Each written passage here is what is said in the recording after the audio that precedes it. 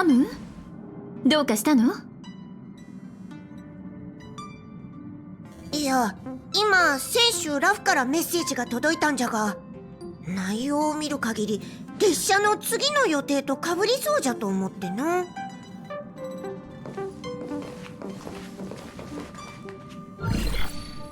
久しぶりだな、請求列車の諸君。開拓の旅は順調だろうか。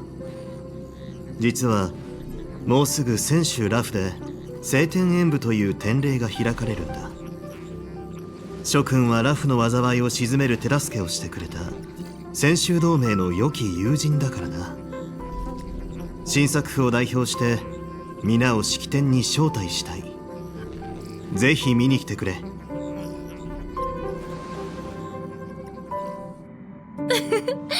大忙しね。ファミリーの調和セレモニーが終わったばかりなのに、こんなに早く新しい招待を受けるなんて。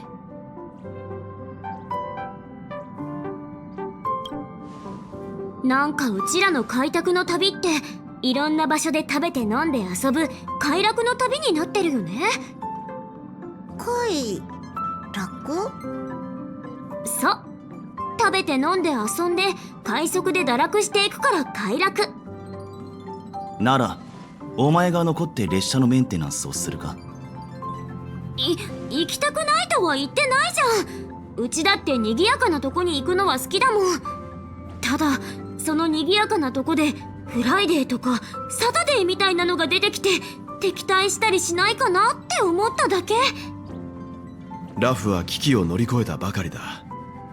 演武典礼を開催するのは現在の平和と安全を外部にアピールするためだろう。ピノコニーの時だって似たようなこと言ってたじゃん。ファミリーの保護下ではいかなる危険もありませんって。そう疑心暗鬼になる必要はない。演武典礼は調和セレモニーのように多くの秘密が隠されているわけじゃないからな。この典礼は帝宮と運気軍が北条の意味物に立ち向かい泉州を救った快挙を記念するために設けられたただの祭りだ。典礼の前後に設けられた精査巡行のパフォーマンスを除けば剣技や武術を競う大会に過ぎない。俺たちが観戦した大気やモーターボールと同じようなものだ。姫子、君はどう思う？列車の状況、そしてブラックスワンの提案を受け入れたことを考えると、一度オンパロスで開拓の旅をして燃料を補充すべきだと思うが。時間的には余裕があるけど、今回の開拓の旅は特殊だから、次の目的地に行く前に列車も補給や支援の準備を整える必要があるわ。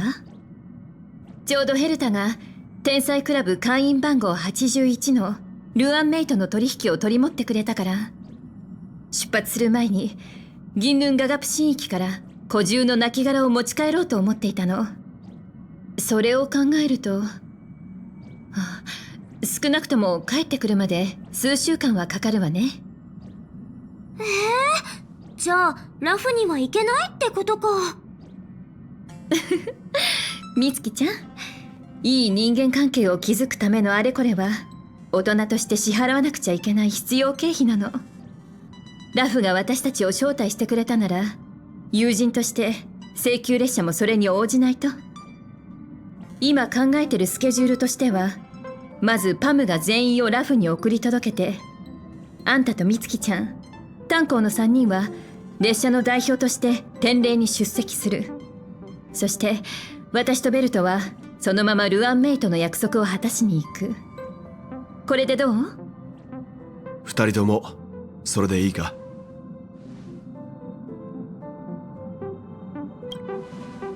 姫子と幼児ちゃんは真面目な研究をしに行くの。古獣の化石を見るより剣技とか武術を見る方が絶対楽しいって。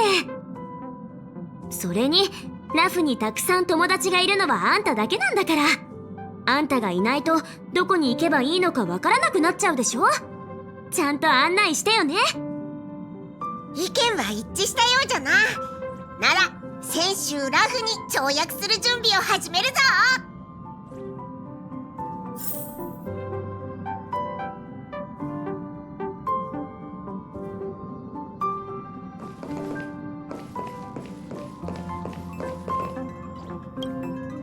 姫子って本当に分かってるよね。古獣の化石と演武天霊だったらやっぱ演武天霊の方が面白そうだもん。そうだ、タンコ、今回はうちらと一緒にラフに行くよね。お前たちだけでラフを歩き回らせるのは不安だからな。それにベルトさんの言っていた通り、剣木の災いは収まったばかりだ。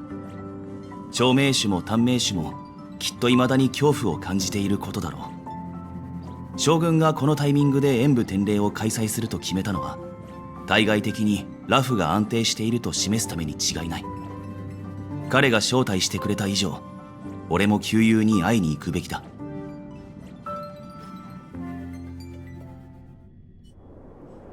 前来た場所にまた来ることになるなんて、なんか感慨深いな。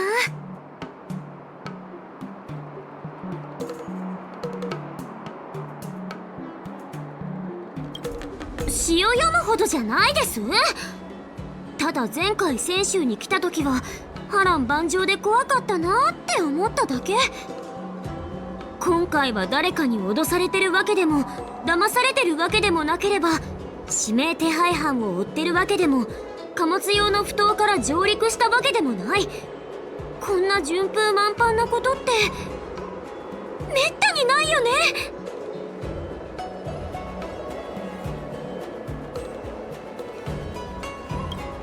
仕方ないよ、これが七死人の宿命だもん。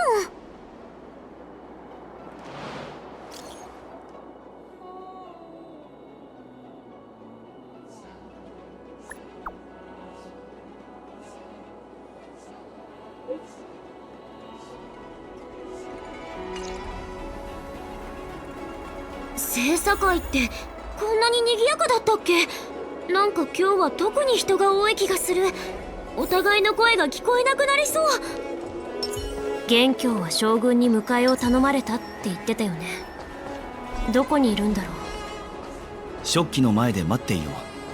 あそこは埠頭のランドマークだからな。そこの3人待って。あの2人うちらを呼んでる。見た目からしてピノコニーの人かな。あなたたち泉州ラフには詳しい？多少は知っているが、何か用か？もしかしたら名前は聞いたことがあるかもしれませんが、私たちはピノコニーというところから来たんです。今回泉州に来たのは面白い無形の素材を採取するためでして。すごい偶然。うちらついこの間ピノコニーを出たばっかなんだ。おお、ピノコニーをご存知なのですね。いきなりですみませんが、このラフで行った方がいいおすすめの観光スポットなどはありますか？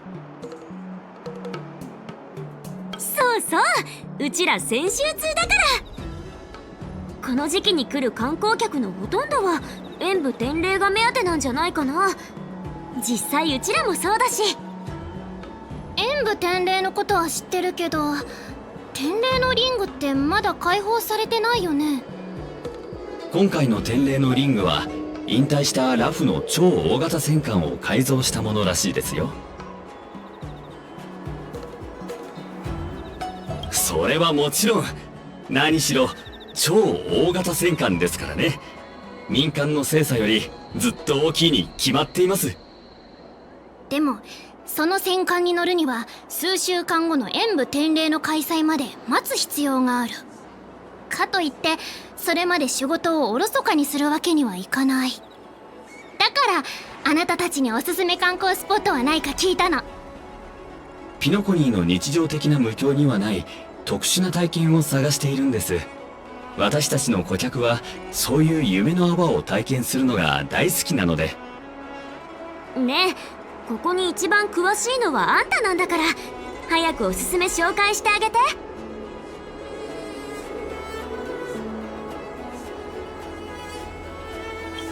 うんうん、水炎はうちもおすすめ。ラフの有名な心霊スポットでいたずら好きな鬼火があちこちふよふよしてて面白いんだ。心霊、個人的にホラーはあまり好きではないのですが、そうですね、顧客には気に入ってもらえるかもしれません。確かに面白そう。じゃあ水泳に行ってみることにするよ。もしかしたらまた水泳で会えるかもね。見ろ、元凶が来たようだ。本当だ、急いで合流しよ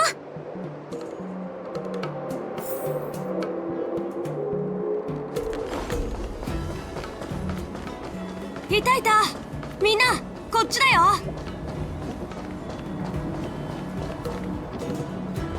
みんな久しぶり。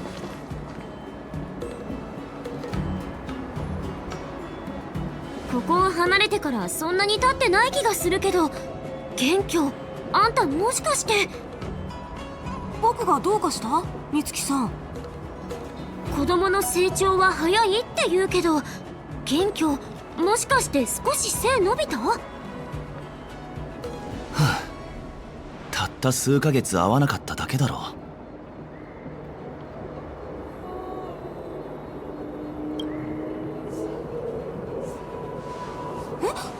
先生、何してるの？ごめん、最近の旅で警戒する癖がついちゃったんだ。私たちを最初に出迎える人には注意しないとって。僕のことも警戒してるの？前回泉州に来た時に私たちを出迎えたのは。確かに警戒はした方がいいかもね。正直こんなに賑やかなラフは初めて見たよ。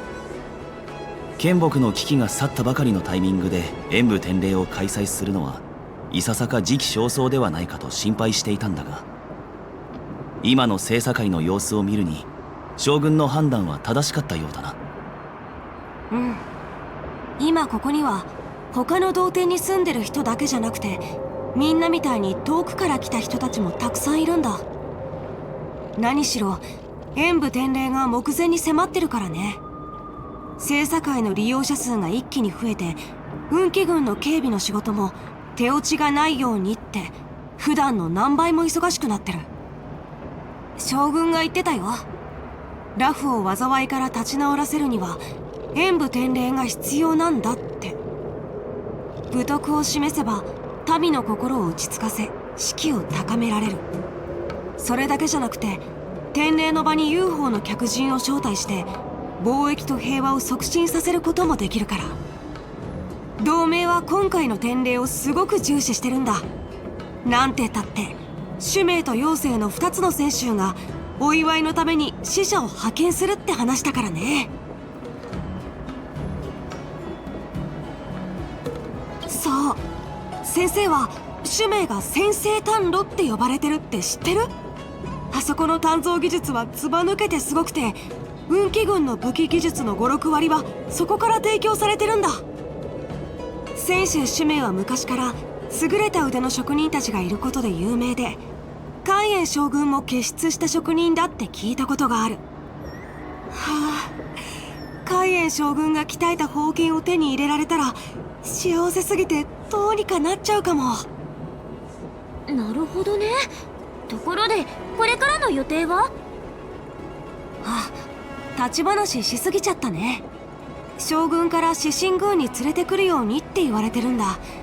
みんなとずっと会えてないから列車の近況を聞きたいんだって。元凶って自分の興味あることについて話してるときは一気に子供っぽくなるよね。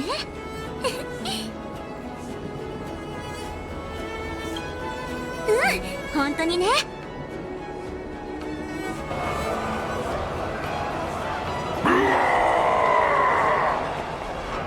各員集合しろ。人々を守るんだ。さっき手落ちがないようにって言ったばかりなのに、もう何か起きたみたい。みんなごめん、僕様子を見に行かないと。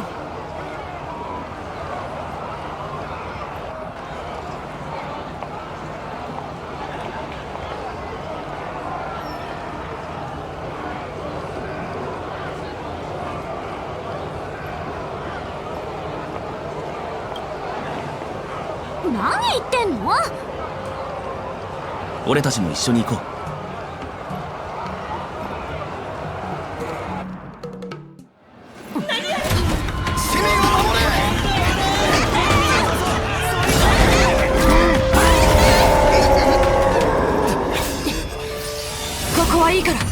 守って。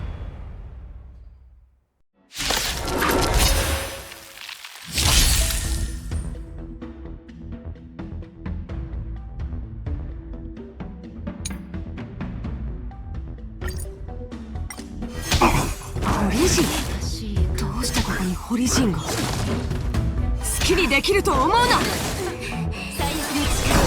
そうよ、一体。落ち着いて。涙雨。来る手は触れる。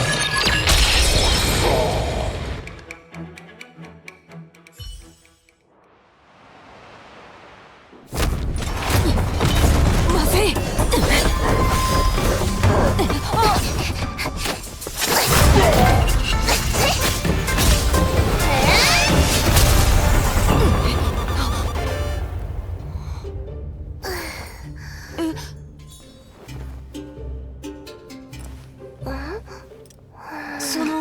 ありがとう。まずい、もう時間がない。僕の剣。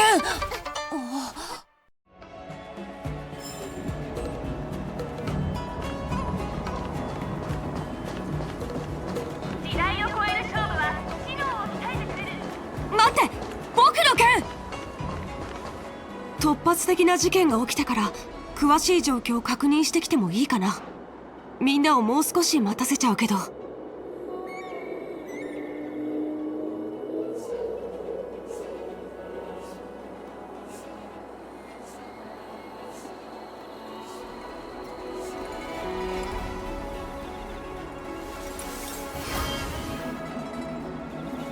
損傷眼下、陸自の功。あら、糖分の補給に天茶が最適みたいね。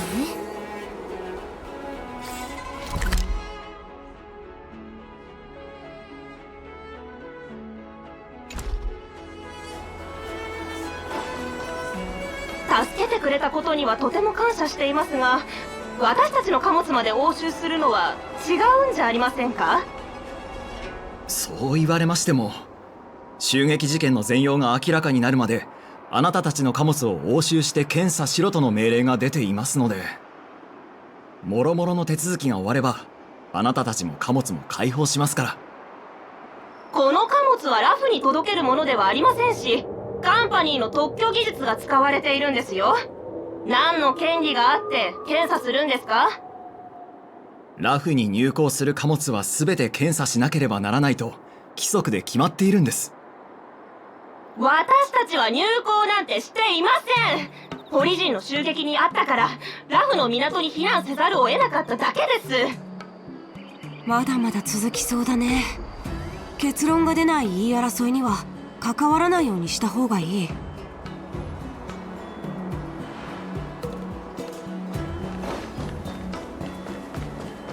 時代を超える勝負は知能を鍛える。この正体の隊長は状況を説明してほしい。私です。申し訳ありません。見張りを怠りました。全て私の責任です。演武典礼を目前に控えた今、最優先すべきはラフの安全と安定の維持だ。それなのにどうして聖査会に捕虜の囚人が？規定の流れだと危険な重罪人を護送するときは聖査に収容して着陸することなく優秀国に行くはずだよね。誰が囚人を乗せた船を旅客用の埠頭に停泊させる許可を出したんだ？隊長のせいではありません。ただ主命の施設官が少し熱心だっただけです。君は？ロ君、巡察護衛隊の見張りです。元凶殿の助太刀に感謝を。今回のことは想定外の出来事で、決して隊長のせいではありません。ラフで積み替えをするカンパニーの輸送船が到着直前に捕虜人の襲撃に遭いましてね。主命の施設官が助けに向かい、捕虜人の強盗を捕らえて船内に収容したんです。ラフが航行する中域でカンパニーの艦船が捕虜人に襲われて、主命の施設が彼らを救った。なかなか複雑なことになってるんだね。私も困惑しています。主命の施設官は規則に従い客船用の埠頭に船を止め、この囚人たちをラフに引き渡したのですが、ここ最近数えきれないほどの外郭がラフに押し寄せ、精査の航路が大変混雑していることはあなたも知っているでしょう。護送用の精査と航路の完成を待っている間に追い詰められた堀人が突拍子もない行動に出た。それで先ほどのような騒ぎになったというわけです。この囚人たちは即刻優秀国まで護送します。なるほど。本当に急を要する事情があったみたいだね。この件は地高市の治安庁に報告して後始末に協力するよう言っておくよ。どう後処理するのか当事者たちに聞いた方が新作府にも状況を説明しやすくなるよね。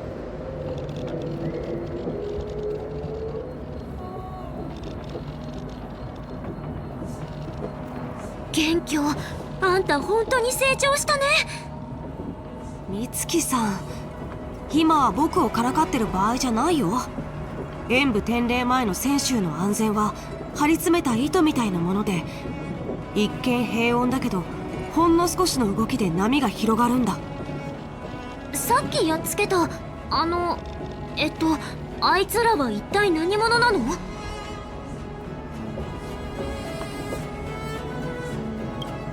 そう、あの狼の頭をした化け物たちは堀人って呼ばれてて、泉州と長年敵対してる北条の意味者なんだ。堀人は強い勢力を持っていて、たくさんの世界で略奪を働き、そこに住む人たちを奴隷にしてきた。その被害は宇宙の虫害にも匹敵するほどだって言われてる。そして30年前、同盟は奴らと大きな戦いを繰り広げた。ここ数年、奴らの動きは昔より落ち着いてたのに、こんなことが起きるなんて。さっきの武官は堀人がラフの近くの中域でカンパニーの艦船を襲撃したと言っていたな。大胆すぎて少し不自然な気もするが。僕もおかしいと思う。もしかしたらカンパニーとの間に大きな確執があるのかもしれないね。さあ、おしゃべりはこのくらいにしよう。将軍にみんなを獅子宮まで連れて行くよう言われてるんだ。もう少し話してたかったけど、どうしても気になることがあって。気になること？もしかして堀人を追おうとしてるの？元凶、うちらの助けは必要？大丈夫。大したことじゃないから。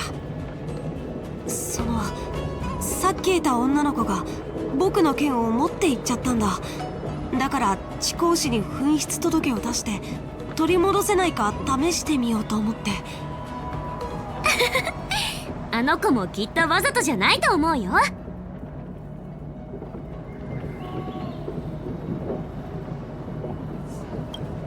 お願いだからそれ以上言わないで。ちょっと油断してたんだよ。とりあえず今は獅子宮に行こう。将軍を待たせるわけにはいかない。安心しろ。あそこまで腕の立つ少女はそういない。きっとすぐに見つかるだろう。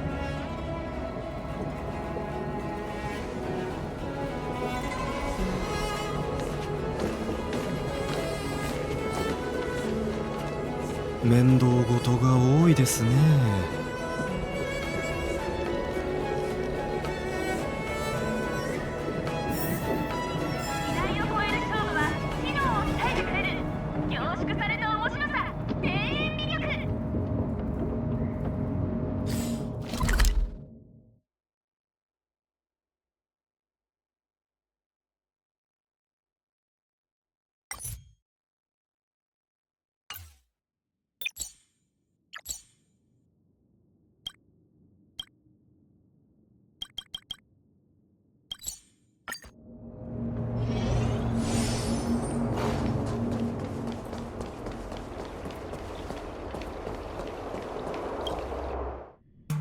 猿王、遠いところよく来てくれた。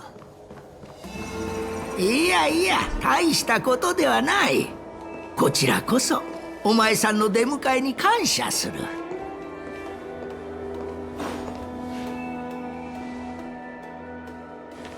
将軍、列車のみんなを連れてきたんだけど。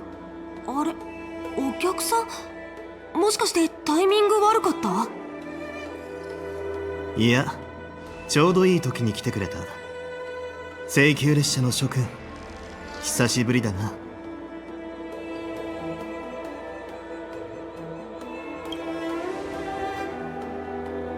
おや私の夢を見たのか。諸君の私に対する思いが改めて明らかになったな。いや、本当に君たちの美しい夢に私が登場したとは光栄なことだ。紹介しよう。こちらは泉州主命の蜀燕将軍海燕殿だ。そうかしこまる必要はない。今回は将軍として来ているわけではないからな。普通の観光客と何も変わらん。海燕殿は低級に仕える将軍であるだけでなく、構造師の百夜でもあり、軍務はもちろんのこと、あらゆる技巧にも長けている。こうした年配者は天正の中でも唯一無二の存在だ。将軍だろうと百夜だろうと、ただの肩書きに過ぎない。わしは何度も辞職しているが、今は状況が変わったからな。元帥に再び召集され、職務に就くしかなかったのだ。結局のところは自分のせいだな。長生きすればするほど、わしが気に食わない奴も増える。そういう連中らから無理難題を押し付けられるのは避けられないことなんだ。お目にかかれて光栄です、海燕将軍。お目にかかれて光栄です、海燕将軍。かしこまる必要はないと言っているだろうに。今日のわしはお前さんたちと同じラフの客人だ。ケゲン、この3人が前に言っていた剣木の危機を救ってくれた救世主か？ああ、炭鉱殿、美月殿、そして彼女の力がなければ、ラフは今回の災いを簡単に乗り越えることはできなかっただろう。陰月君の後世が再びラフに戻り、演武天霊に参列するとはな。機会があればお前さんと一杯やりたいものだ。お呼びとあればいつでも。ところでそこにいる子供は？私の弟子の元凶だ。まだ若いから護衛としてそばに置き、経験を積ませようと思っている。今回の演武天霊でもラフ運気軍の代表、守人として各来訪者の挑戦を受ける予定だ。いい、実にいい。今日だけでこれほど多くの優秀な若者に出会えるとは、ここまで来た甲斐があったというものだ。ああ、そうだ。年を取ると忘れっぽくなっていかんな。こやつはわしの孫弟子の雲里だ。君は？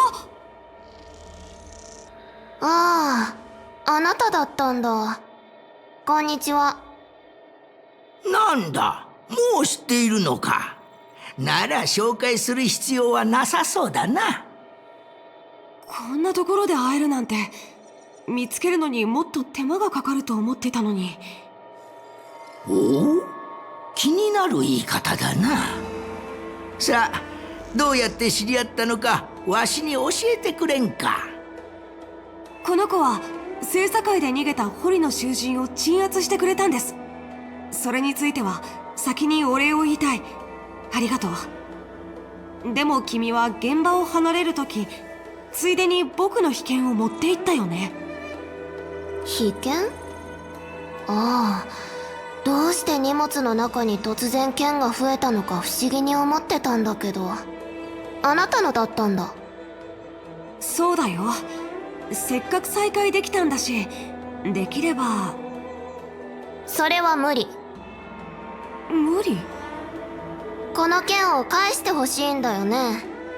それはいいけど、こんな風に簡単には渡せない。戦場で失った剣は戦場で取り戻すのが主命のルールだから。この剣だって同じ。空を飛んで逃げた堀人を撃つはずだったのに、持ち主が心を乱したせいで翼が折れたトビみたいに標的を見失っちゃった。それに私が剣を取って目標に命中するよう手助けしてなかったら、堀人はとっくに逃げてた。ウンリさん、君は何も言わずに僕の剣を持っていった。それなのに平気な顔で持ち主に返すのを拒むなんて、どうしてそんなことができるんだ？ラフの剣士って所詮この程度なんだ。今なんて言った？あなたが正々堂々私から自分の剣を取り戻せば私だって納得する。でもあなたはそうしなかった。問題を矮小化してみんなの前で適当に剣を返せなんて言って。率直に言うけど、あなたは敵を殺して身を守ってくれる剣に敬意を払ってない。この剣にはふさわしくないと思う。君、もしかして黙って人のものを持っていくのは泥棒だって教えてもらわなかったの？どうしても剣を使えって言うなら仕方ない。今から1対1で。元凶。うん、それでいい。今日決着をつけよう。私は堀人みたいに簡単に倒せる相手じゃないけど。もうそれ以上喋るな。早く元凶君に謝らんか。おじいちゃん、一体どっちの味方なの？おじいちゃんはおじいちゃんはどっちの味方でもない。ちょっとした誤解があるだけだ。謝るほどのことではない。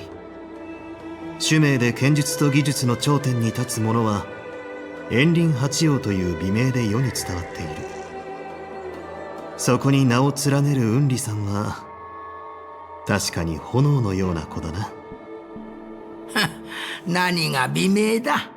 どこぞの物好きな奴が運気軍にとって迷惑にしかならない虚名をでっち上げているだけだろう。雲里はただの人見知りの激しい人付き合いが苦手な子供に過ぎん。すまないが多少の無礼は多めに見てくれ。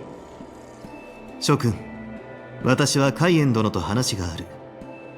客人と雲里さんの旅館の宿泊手続きはひとまず元凶君に任せる。後で時間を見つけてゆっくり話そう。請求列車がラフを危機から救ってくれたことについてしっかり感謝を伝えたいからな。そんなにかしこまらなくていいのに、もう何回も感謝してくれてるじゃん。どうやら間が悪い時に来てしまったようだな。3人とも許してくれ。そんなことはありません、海燕将軍。ほれ、行ってこい。これを機にしっかり元凶君の誤解を解くんだ。はいはい。確かに誤解は解くべきものであって深めるものじゃない。でもまだ旅館には行かない。レイサお姉ちゃんに会いたいの。ちょうどラフに着いたところで腰を落ち着かせるために手伝ってくれる人を探してるみたいだから。元凶、客人の案内が終わったら私の代わりにもう一度構造市に行ってくれるかい？カンパニーの船が襲われて押収されたそうなんだが、カンパニーの社員が船にある貨物を取り戻したいと抗議していると生族から報告があったんだ。私の代わりに彼らをなだめてくれないか？あまり強く出る必要はない。ただラフは彼らの権利を侵害するつもりはないとだけ伝えてくれ。了解、将軍。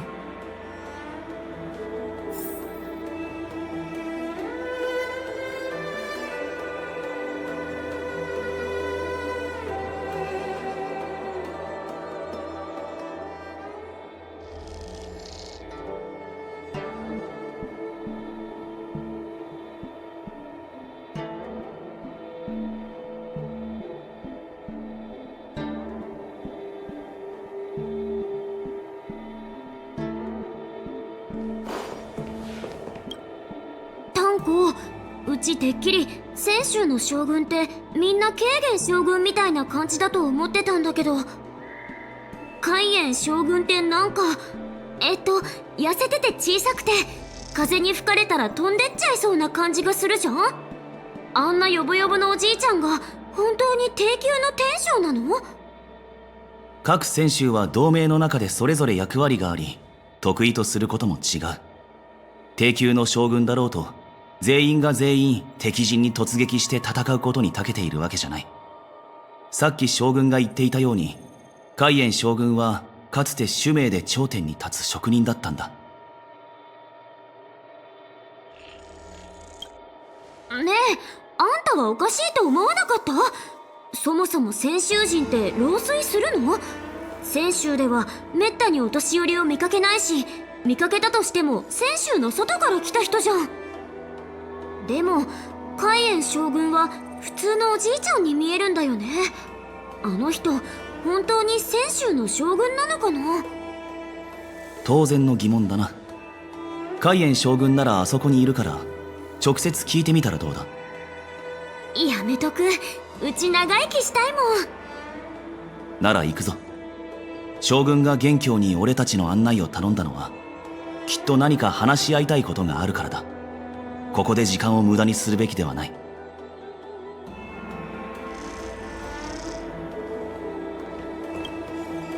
これが聖族さんが送ってくれた報告書か。どれどれ。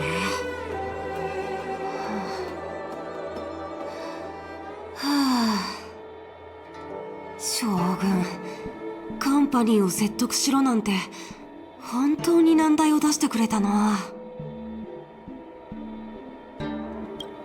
いや、試練まではいかないかな。運気軍は戦術を学んだり武芸を極めたりするだけじゃなく、外交紛争を解決したりすることもあるから。ただ言葉を使った交流はどうしても戦場での武器を使った交流より難しくて、特にカンパニーの人たちはいつもあの手この手を使ってくるから本当に大変なんだ。悩むのは一旦置いておいて、とりあえずみんなを旅館に案内するね。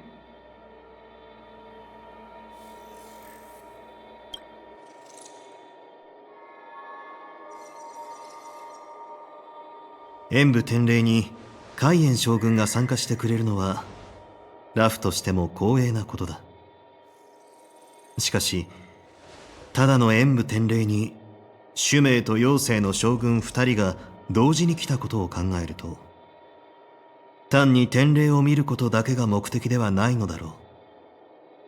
海燕将軍、今回の来訪は元帥からの命令があったからでは？軽減、考えすぎだ。言っただろう。今回は運理に世間を見せに来ただけで、わしはラフの状況に口出しするつもりはない。あの妖精の将軍が何をしようとしているのかについてもわしは何も知らんのだ。覚えているか？お前さんが就任したばかりの頃、低級の天将の戦場はラフの外だけにあるわけではないといったことを。戦場に出て敵を討ち、内部のいざこざを解決する。将軍という名に課せられた重さはその事業をはるかに上回るものだ。あれから随分経ったが、お前さんはよくやっている。だが泉州人にとって長く生きすぎるというのは一種の呪いだ。人生で犯した過ちは常に闇の中で虎視眈々とこちらを狙っている。そしていつの日かこちらに追いつき飲み込もうとしてくるのだ。ラフで起こったことについて元帥は全て知っている。そして妖精の天撃将軍は、あやつはお前さんに用があってきたのだろうな。だがどうもおかしいな。なぜ彼女はこの場にいないんだ？妖精の天撃将軍は雷のように動き回り、先手を取ると言われているのに、遅刻するとはあやつらしくない。海燕将軍、それは違います。我らが将軍はすでに到着していますよ。ただお二人も知っての通り、彼女は束縛を好まない性格なので。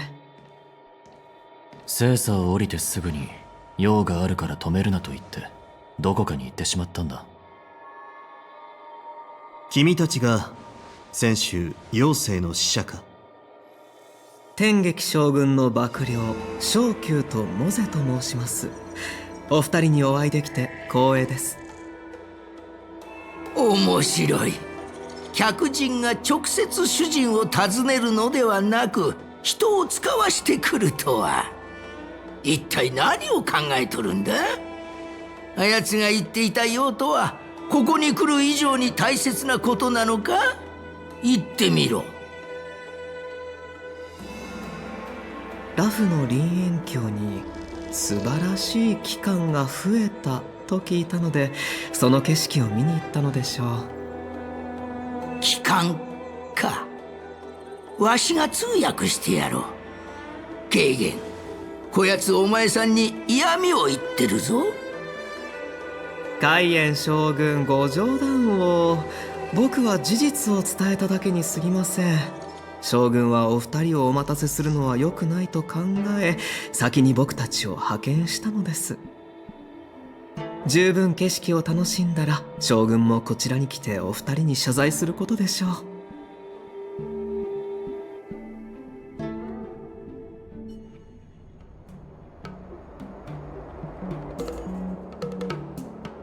う。まずい。雲里に剣を返してもらうのを忘れてた。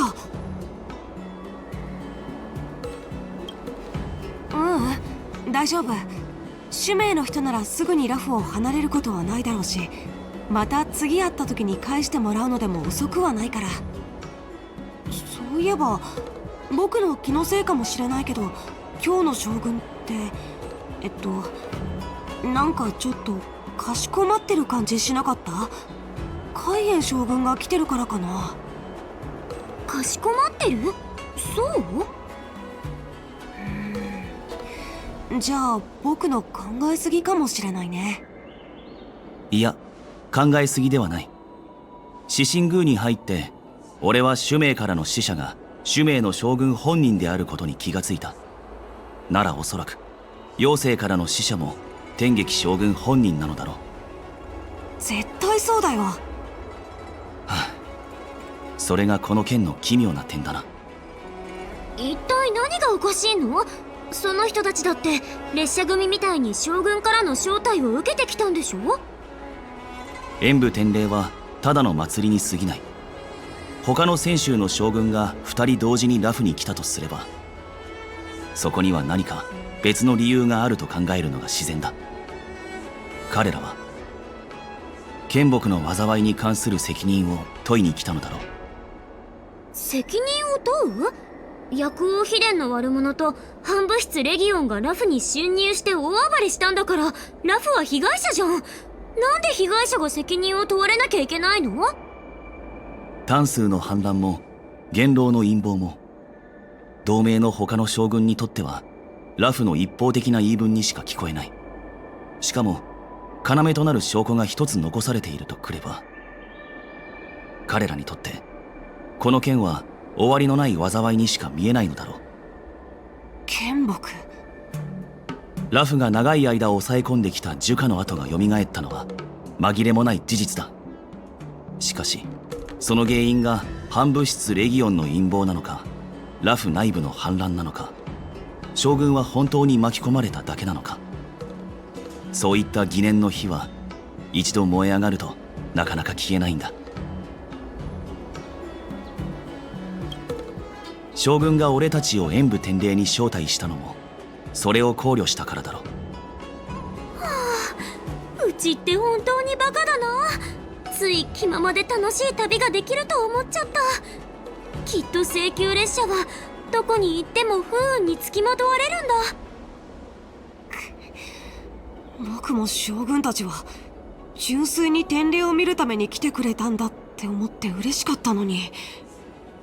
そういえば今回主命の施設官に同乗してきた探士が一人いて、その人がラフの探偵士の新しい師弟になるって聞いたな。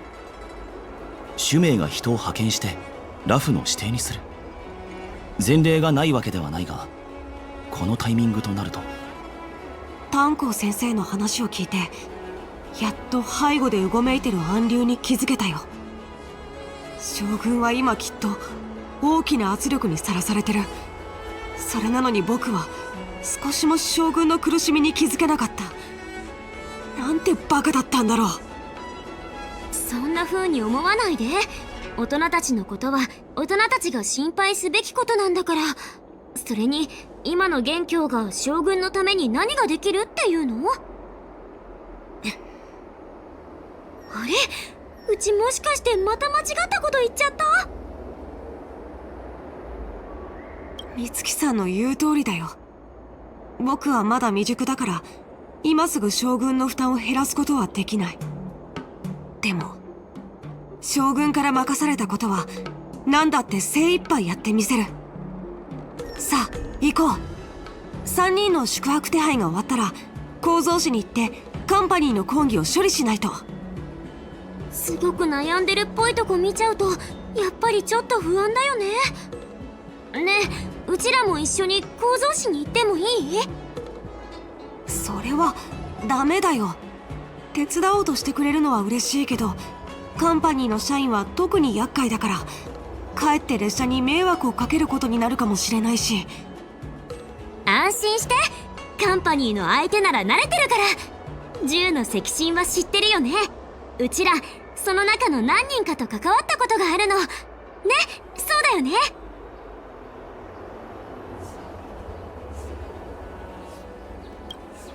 あんたどんどん臆病になってない？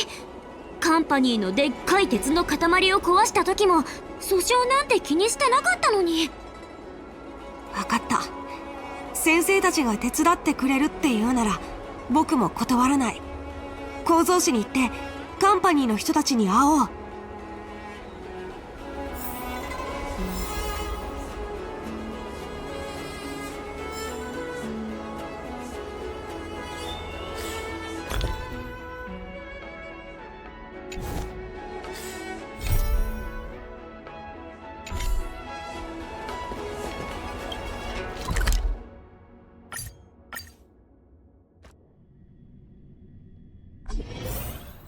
まったく先週人には理屈が通じないのか？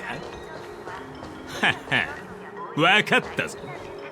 これはお前たちのところでいう火事場泥棒だな。この嫌みったらしい声聞き覚えがある。確か金人口で聞いたような。天白氏の相手をするのは今回が初めてじゃない。お前たちの面倒なやり方にはとっくに慣れてる。だが大っぴらにカンパニーの貨物を奪おうとするのはさすがにやりすぎじゃないか？何度も言ってるだろう。コンテナを開けて安全の確認が取れれば解放するって。お前は耳が悪いのか、それとも頭が悪いのか？ちゃんと聞こえているし頭もはっきりしている。単刀直入に言おう。コンテナは絶対に開けない。これ以上私の荷物を返さないというのならお前たちの将軍に訴状を送りつけるぞ。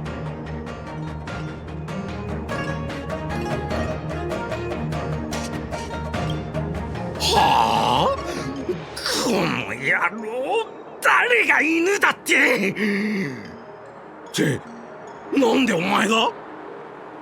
お前まだ先週にいたのか。不幸ってのは本当に重なるものだな。お前に会うとろくなことが起きない。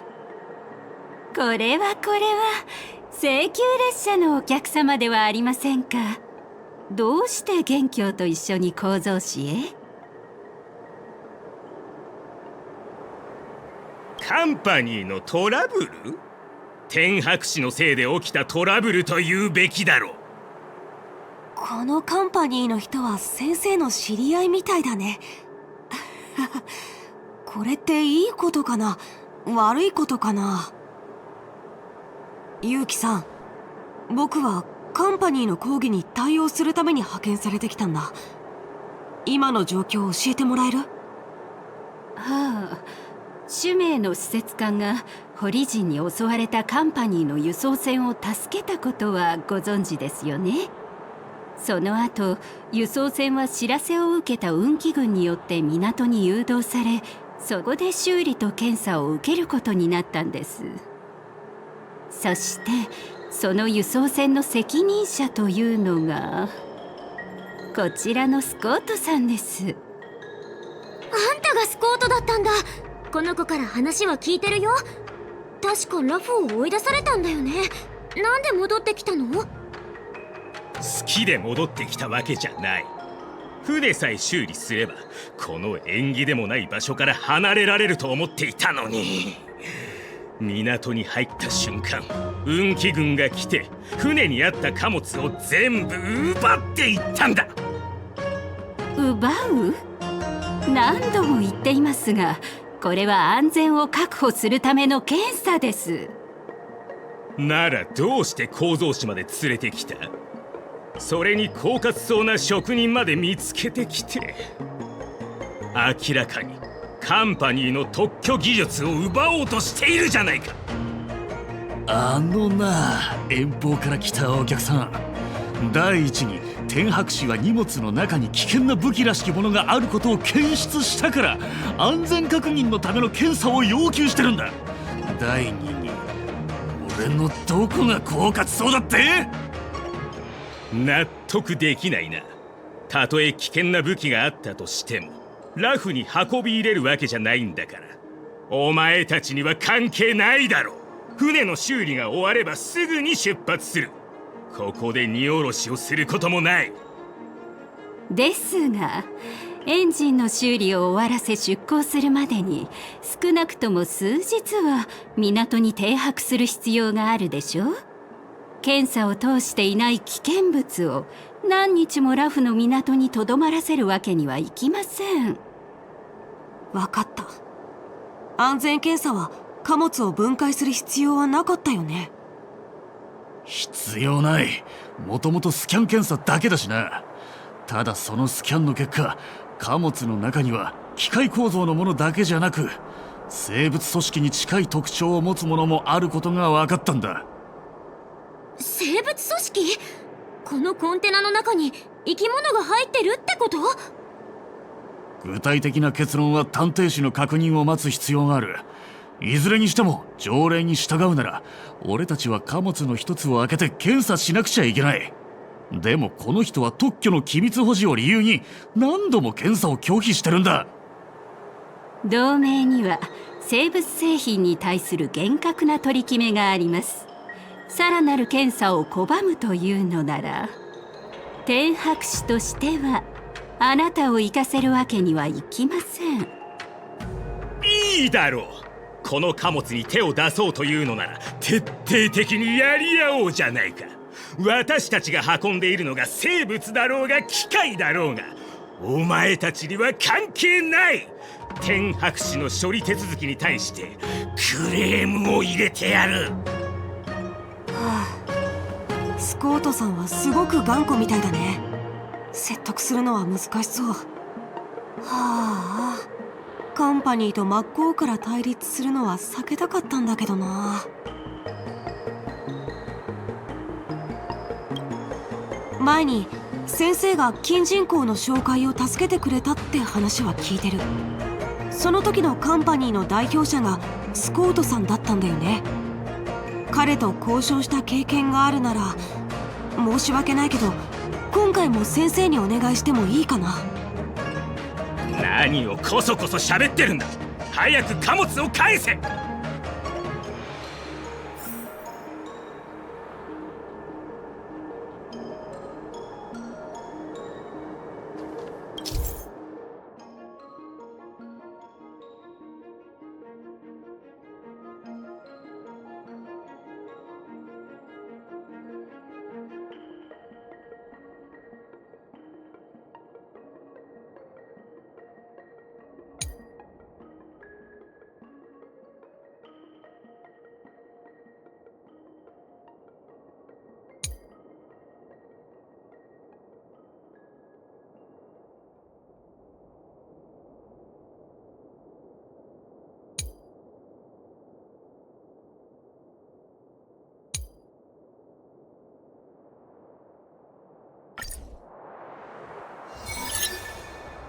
この人は強く出ればすぐに折れるけど、下手に出ると強気になるタイプだったはず。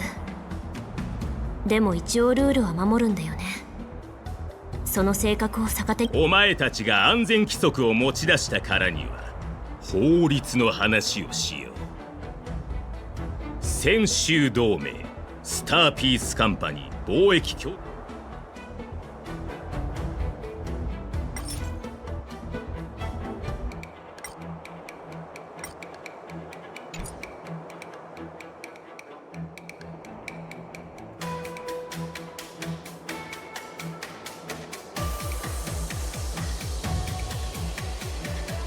同盟と機密保持契約を結べば他の人に覗かれる心配はない。カンパニーの規則に従い、双方が納得できるような機密保持契約を結ぶことは可能ですよ。そうは言っても、お前たちがそれを守るかどうかはわからないだろう。知的財産権の機密保持を結ぶかどうかはともかくとして、博識学会が作ったテスト用プロトタイプの製造費だけでもお前たちには想像もできないほど高いんだ。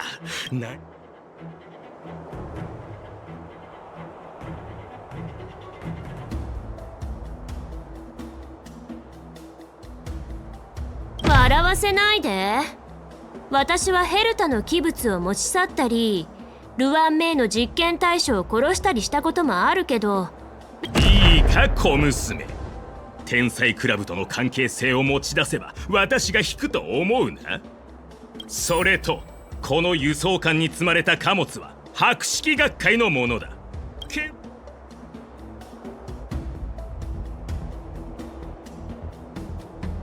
現地のルールに従おう。この貨物が泉州の港に停泊している以上、天白市には検査する権利が。確かに泉州立不当の巻第27条には、貨物、私物、不当に入らば等しく検査を受くこと、拒否せばそれ臓物とみなすって書いてあるね。はあ？どういう意味だ？私の強感覚ビーコンじゃうまく簡単に言えば、貨物検査を頑として拒否した場合、僕たちはそれを盗品とみなして没収するしかないってこと。没収？お前たち泉州人はどこまで理不尽なんだ。スコートさん、仮にピアポイントに入港する貨物に安全上の懸念があった場合、カンパニーも没収措置を取る。そうだよね？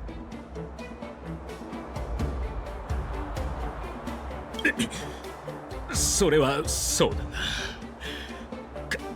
カンパニーも例外的に認めることはある。それこそ泉州の艦船が相手ならカンパニーは喜んで寛大な措置を取るだろう。カンパニーと泉州は法治社会で手続きの流れは守られるべきだ。カンパニーの社員として私はカンパニーの規則も守らなければならない。もしここで例外的にお前たちの検査を許したりしたら、後々本当に大変なことになるぞ。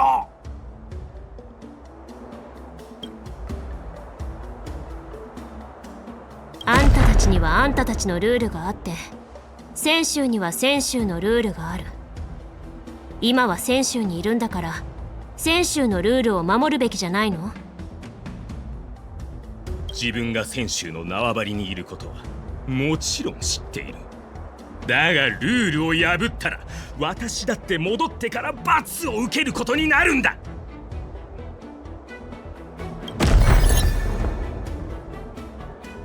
お前たちなかなか口が立つじゃないか。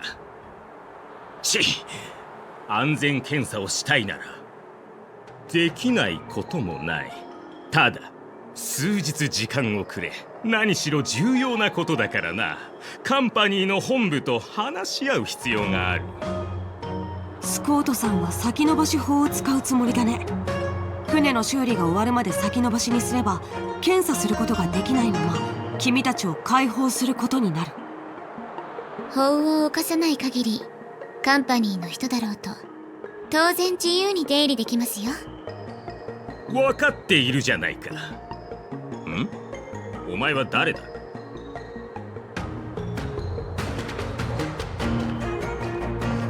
では失礼して自己紹介を。私はラフ探偵士の師弟レーサと言います。もしかして彼女が？彼女が使命から派遣された新しい師弟だよ。実は構造紙から未知の生物のサンプルが入った貨物がここに留まっているため、探偵士の人間に検査してほしいとの書類が届きまして、ちょうど暇していた私が自ら出向くことにしたというわけです。スコートさん、そんなに検査してほしくないというのなら検査はしなくて構いません。構いませんってどういうこと？急に話が通じるようになったじゃないか。お前が検査しなくていいというなら、この貨物は持って行かせてもらう。異論はないな？異論？どうして異論があると思うのですか？ただのサンプルでしょ。輸送船に積んである貨物は全部そのままで構いません。さっきも言った通り検査はしませんから。ちょっと待って。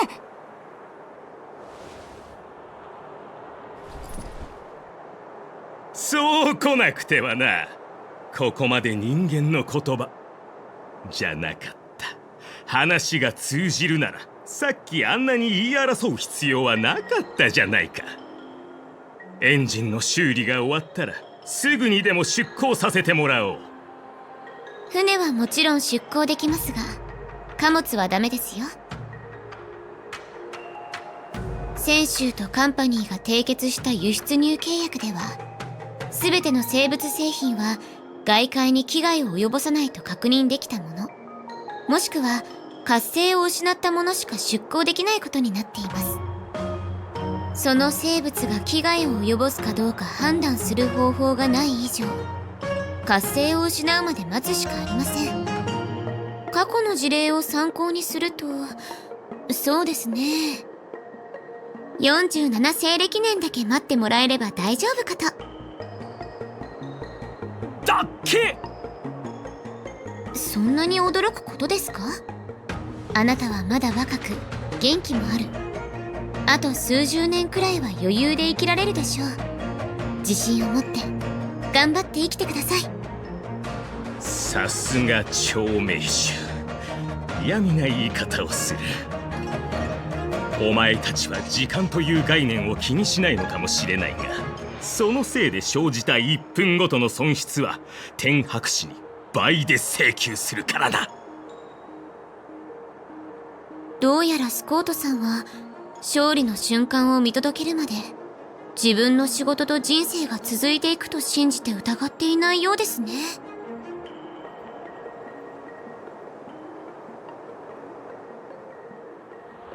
おいどけ、検査させるんだ。ですがスコートさん。もういい。状況は十分面倒なことになっている。安全検査をさせてやろう。戻った後、私自ら学士たちに頭を下げて謝ればいい。私の頭はそのためにあるのだからな。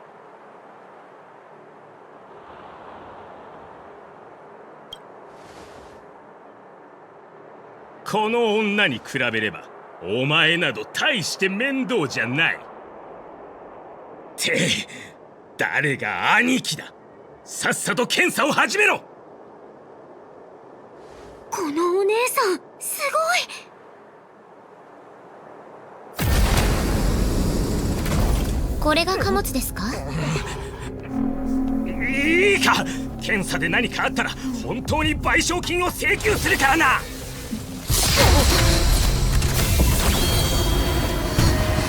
止めてください。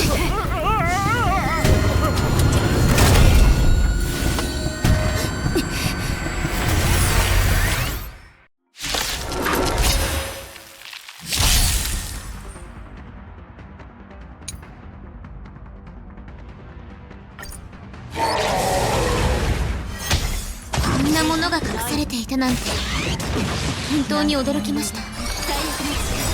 占いましょう。消化勝利。記憶皆そこで深淵を迎えよ。呼吸するその感覚素晴らしい。さようなら。涙雨触れては触れる。落ち着いて。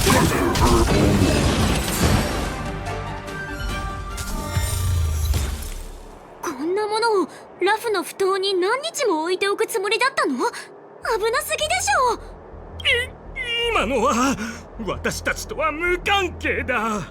お前たちが不注意で貨物の防衛プログラムを起動させたに決まっている。こうなった以上誰かに責任を押し付けようとするのはやめた方がいい。どうしてこれが動き出したのか本当にわからないんだ。琥珀の王に誓ってもいい。もういいよ結城さん。何人か運気軍を連れてきてくれる？まずはこの客人たちを天白市まで送ろう。わかりました。さあスコートさん、こちらへどうぞ。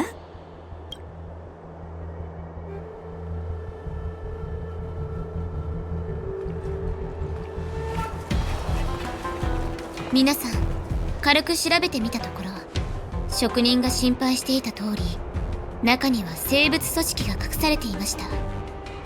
ただこれが気候なのか生物なのかは私にも分かりません。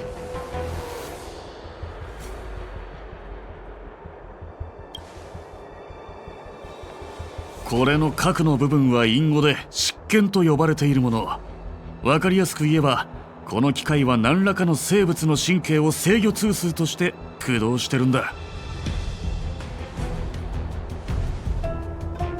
少しサンプルを採取して端子たちに分析させればこの生物組織の出所も判明するでしょう。博識学会はなぜこれほどまでに倫理に反した技術を使うんだ。新たな武器を作るためか。いずれにしろこれがホリジンがこの艦船を襲撃した理由かもしれないね。通りで貨物を開けての検査を嫌がるわけだ。この件は獣王氏に連絡して判官に判断を委ねよう。規則に従うなら危険を及ぼす生物と囚人、それから武器は全部優秀国に収容してちゃんと処理するべきなんだ。何しろあそこはラフで一番安全な場所だからね。職人さんも運気軍に同行して判官に状況を説明してくれるかな。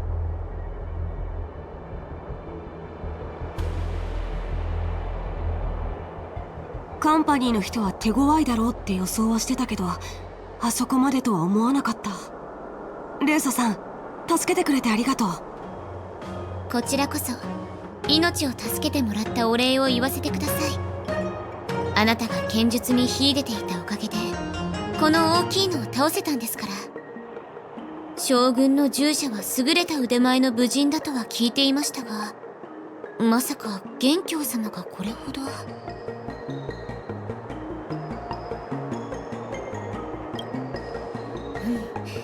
確かにそうですね。そちらの3人は請求列車からの客人でしょうか。ということはあなたたちがラフを危機から救ったのですね。本当に素晴らしい。それほどでも。まだ時間があるのでせっかくですから探偵士に行ってお茶でも飲みませんか。もしよければ探偵士の再建に関する皆さんの意見も聞かせてください。じゃあ僕は遠慮なくお呼ばれしようかな。あなたたち3人も一緒に来てくださいね。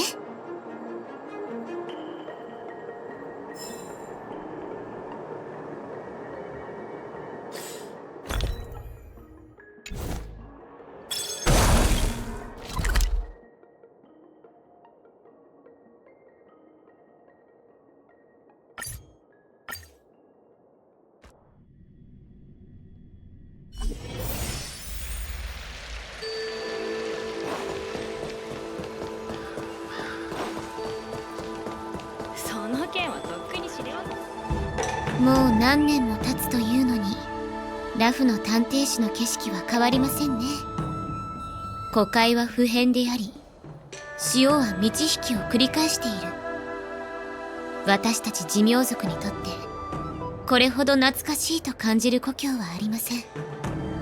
レイサさんはラフの地元民なのか？はい、私は幼い頃からラフで育ち、探偵士でこの波の音を聞きながら死と共に探訪の研究に打ち込んでいました。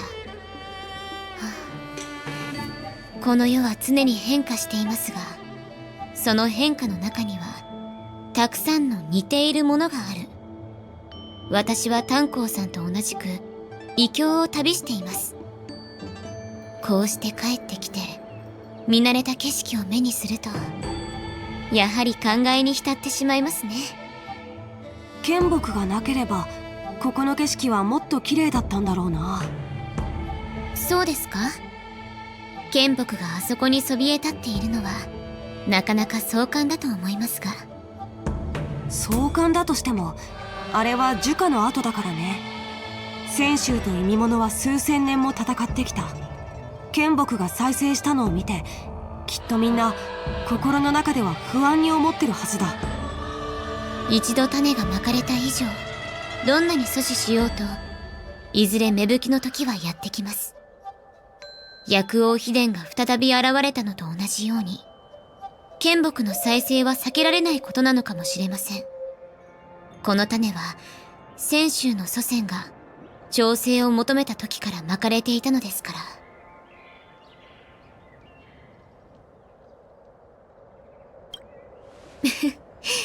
すみません、警察でした。炭鉱さんと元凶様は今回の剣木の災いを経験したんですよね。あなたたちに相談したいことがあるのですが。相談？どんなこと？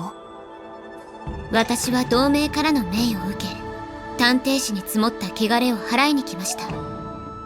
しかしラフの探偵士はほころびが多く、とっくに取り返しのつかないところまで来ています。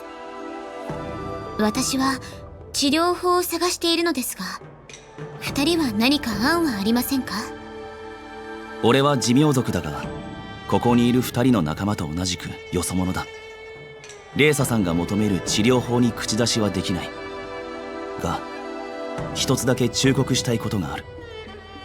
ラフの寿命族と探偵士は長らく密接な関係を築いてきた。探偵士の現状を変えるには、レイサさん自身双方から距離を取り、しっかり客観視する必要があるだろう。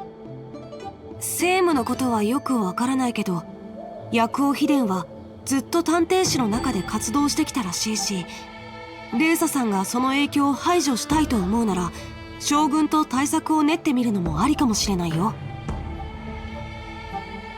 わかりました。二人とも答えてくれてありがとうございます。低級の荒野の威力は剣木を切り裂けるほど強力だというのに、己の命を存続させたいという凡人の渇望は断ち切れなかったようですね。例えば運気軍は薬王秘伝の残党を排除することはできましたが、探偵士の人々の心を鎮めることはできませんでした。泉州の祖先はこうなると知っていたから、剣木の元寇を見守る責務を与えた。ですが結局は寿命族も凡人に過ぎなかったんです。今から30年前、ラフの探偵士の師弟だった私の恩師は早くにここの暗流に気づき、それに対して抜本的な改革を行おうとしました。しかし彼女は医術には精通していましたが、人の心には疎く、探偵士の深部に潜む病巣を切除する方法がわからなかった。そうこうしているうちに、師匠は誰かにはめられ、泉州主命に追放されたのです。私もそれに巻き込まれ、ラフを離れるしかありませんでした。そして当時その件の仲裁を担い、追放令の許可を出したのがケーゲン将軍なのです。将軍が？はい。探偵士の状況がここまで悪化したのは薬王の反逆者だけのせいではありません。かの新作将軍も今回の件に対して責任を負う必要があります。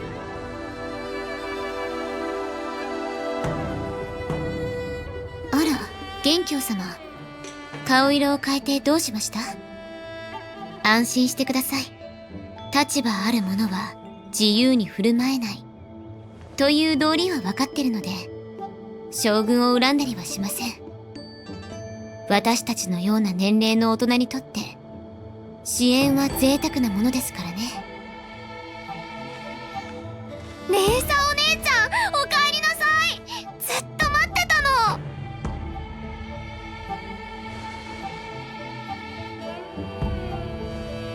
ウンリ、どうして海燕将軍のところじゃなくて探偵士にいるんです？ちょうどよかった。紹介しますね。こちらの元凶様は、因縁の相手にはよく会うってこういうことか。君、今度こそ盗んだ剣を返すんだ。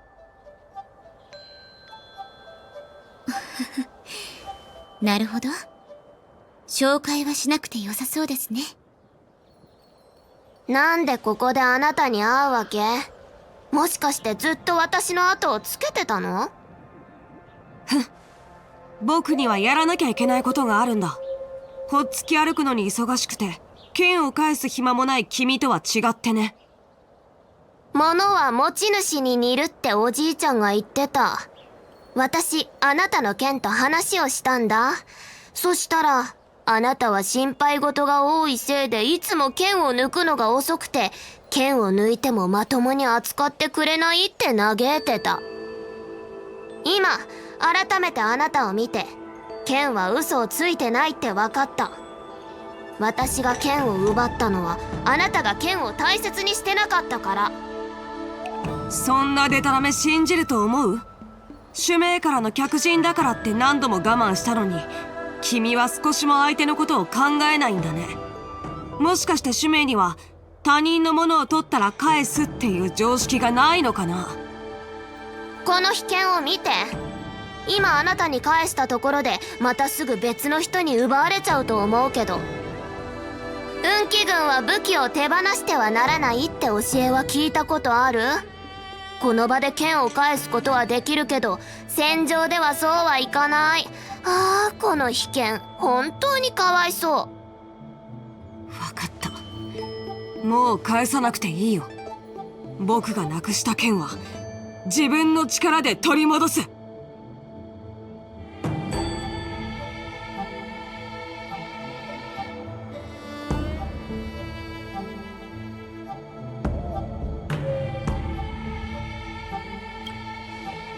えタンコ、こういう時にこんなこと言うのはあれなんだけどさ、あの二人実際どっちの方が強いのかな？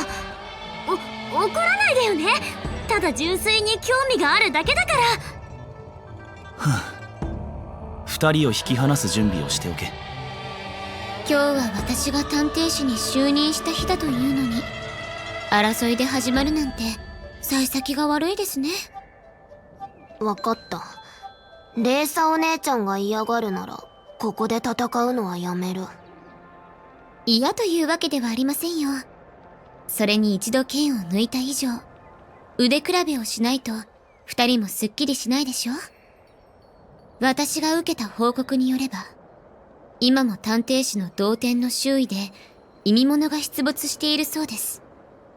これはおそらく私の前任者が探偵士に残した負債のようなものでしょう。どちらの力が上か勝負したいだけなら、お互いに剣を向ける必要はないんじゃありませんか？それって意味物を切るってこと？なんかつまんなそう。意味物を始末するのは運気軍の責務だ。レイサさんが口を出す必要はないよ。僕が全部倒すから。自分だけ媚び売らないでくれる？レイサお姉ちゃんが必要とするなら私だって喜んで手助けするんだから。二人とも思いやりのある優しい子でとっても嬉しいです。それじゃあ行きましょうか。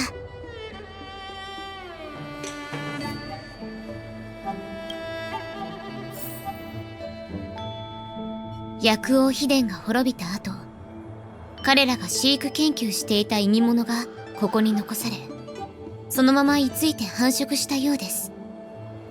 あなたたちが腕比べをするなら審判は私が引き受けましょう。今から15分の間により多くの異味物を切った方が勝ち。いいですね。レイサお姉ちゃん、また堂々と人をただ働きさせる気だ。うんり、これは2人のためでもあるんですよ。あなたたちは勝負をつけたいようですが、剣は傷つける相手を選ばない。誰かが怪我をするのはよくありません。やっぱり指定様は考えが行き届いてるね。どうです？ 2人とも準備はいいですか？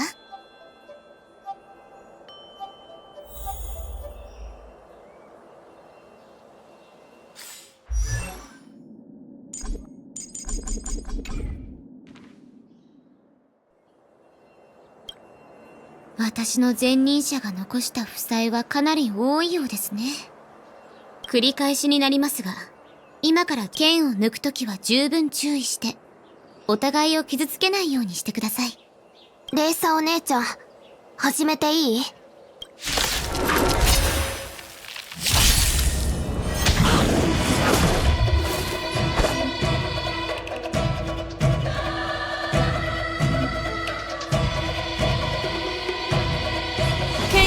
我に従え。運命の選択だろう。最悪の誓い、呼吸するその感覚。剣もまともに扱えないくせに意外とやるじゃん。落ち着いて。涙雨ヒックリティ受け止めきれるかな。剣飛燕のごとし。雲切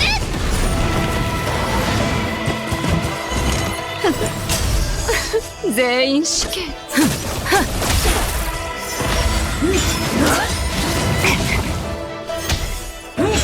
なんだ、いい腕だね。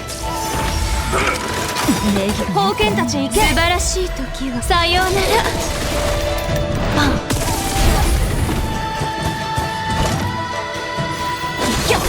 立ちなさい。あなた、それとも運命の意志か。引導を渡そう。涙雨ヒックリティが触れ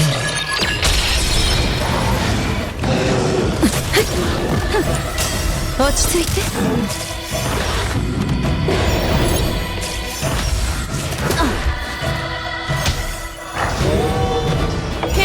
我に従え。万剣天雷。雲切る。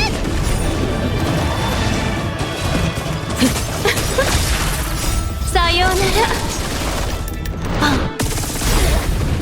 ら。涙雨ヒックリティが触れる。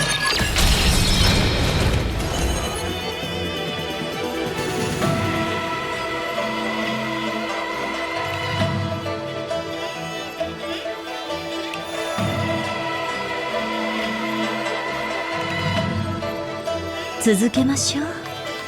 さもなくば答えは得られないもの。立ちなさい。全てが消える。僕の勝ちだね。運が良かっただけでしょ。おとなしく剣を返してちゃんと謝ったらどう？その後はメソメソしながら帰っておじいちゃんに文句を言ったらいいよ。僕にあったのが運の尽きだったんだ。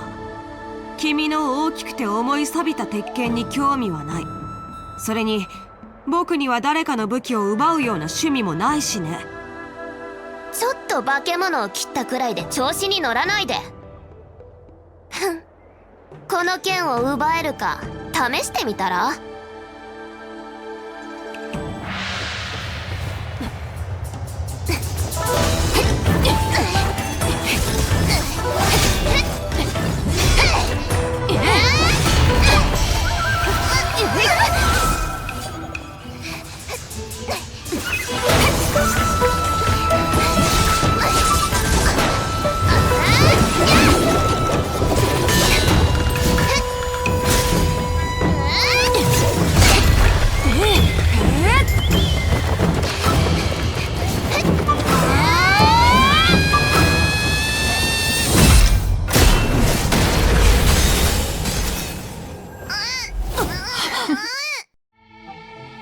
二人ともいい戦いぶりね。でも一方は攻撃をかわすことしか知らず、自分は俊敏だと思い込んでいる。もう一方は怪力に頼り、一撃で敵を倒せると妄想している。戦術と技術、どちらも欠けているわ。あなたは？私は探偵士に薬を求めに来た病人で、通りすがりの観客ってところかしら。ラフの演武典礼が始まれば演武台の上でいいものが見られると思ってたんだけど、まさか病人の治療をする探偵士でこんな素晴らしい戦いが見れるだなんて思わなかった。ラフって不思議なことが起きるのね。でもちょっとだけ言いたいことがあるの。こんなところで死闘するより、私は2人が演武典礼の場を借りて演武台の上で正々堂々と相手を叩きのめすところが見たい。そうすればどんな恨みだってきれいさっぱり消えるでしょ。恨み？何か誤解してるみたいだけど、僕はウンリと手合わせしてただけだよ。一人は秘剣を使ってて、もう一人は巨大な刃物を振り回してるのに、お互い恨みはないって言われても信じられるわけないじゃない。まあ秘書様、どうしてここに？龍樹様の診察は終わったんですか？秘書？もしかしておじいちゃんがいつも話してる泉州妖精の天撃将軍？私ってラフでも結構有名なのね。当然でしょう。大将将軍の名を知らない人はいませんから。大将将軍？その呼び方ちょっとうぬぼれすぎじゃない？ダメダメ。ラフには無眼将軍がいるって聞いたから、私も自分に称号をつけたの。憂いなし悔いなし敵なしの三無将軍ってね。この称号の方がいいと思わない？確かに謙虚でありながら威厳を失わない、いい称号ですね。元凶様、雲里、手合わせが終わったなら飛翔将軍の指摘に感謝して静かに和解の握手をするべきではありませんか？剣返す。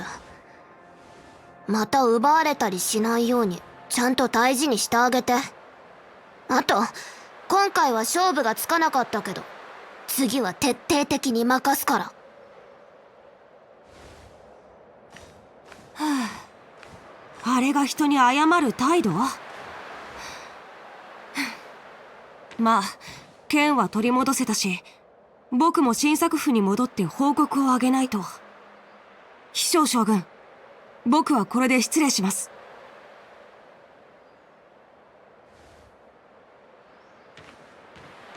そうだレイサさん、もし時間があったら一度新作府に来て将軍と話し合ってみてくれないかな。さっき言ってた支援にはきっと裏があると思うから。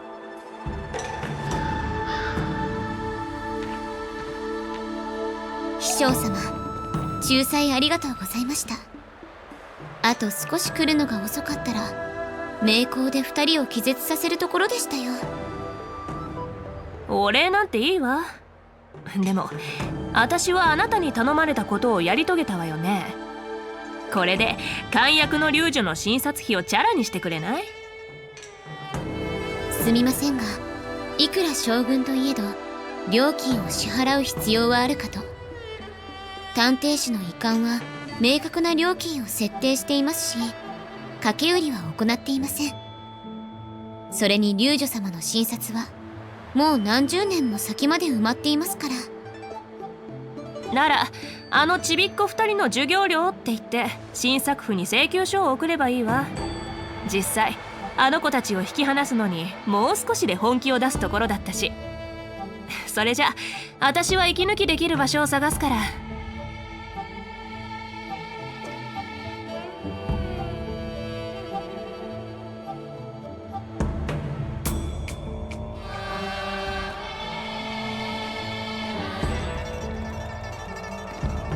戻ってきたのね。あなたたち軽減に会った後しばらくあちこち歩き回ってたんでしょ？何か感想は？どうやら新作将軍は演武天礼で実力を示すのが目的のようです。ラフは剣木の災いの後でも問題なく繁栄していると証明したいのでしょう。ですが、次はですがっていうつもりね。ですが、演武天礼のためにラフに来た人たちは不安と噂を広める最大の拡声器と言える。一歩間違えればまた大混乱が起こるかと。町にいる運気軍が警戒を強めているところを見ると、あの将軍もこの道理は理解しているのでしょう。俺から見て他に気になるところはありませんでした。ああ、今後また将軍に会うような仕事があったら僕のことは外してください。どうしてただの軍医が表舞台に担ぎ出されて二人の将軍と談笑しなければならないんですか？俺もだ。今の仕事のことを考えるとあまり人前に出ない方がいい。そんなに文句言わないで。別にいじめられたわけでもないでしょ。接触する前に先入観を捨てて相手の形勢を見て判断したかったの。ああ、形勢っていうのは町にいる運気軍の風貌とか人々からの評価とか彼と親しい人たちの振る舞いとかのことね。軍の強さはその兵ではなく形勢にあり、形勢の正因を判ずることで強さを見極められる。将軍の言葉は勉強になります。わかりやすい話なのにあなたの解説を挟むと理解できなくなるわ。とにかくこれは私が戦をする時の習慣なんだからあなたたちも慣れなさい。それは軽減将軍を敵として見極めようとしているということで？泉州ラフを一番長く治めている将軍なのよ。彼の敵が少ないなんてことあると思う？あ、将軍、そういえば漢訳の龍女には会えましたか？彼女の出した処方箋を見せてもらっても。会えたけど私の状態を見ても龍女は何もできなかった。ただ好きなものをたくさん食べろとだけ言われたわ。あの有名な漢訳の龍女ですらどうしようもないのですね。心配する必要はありません。僕は必ず約束を果たしてあなたを治す方法を見つけます。一応もう見当はついていますしね。昇級、生と死は定められているのよ。軍に入った日私は誓った。残りの人生は泉州の矢尻として北条の意味物を射抜いていくことを。この誓いさえ果たせればあとどれくらい生きられるかなんて正直どうだっていいの。あなたさっき私が軽減を敵とみなしてるって言ってたけど違うわ。私の敵はずっと私自身だけだもの。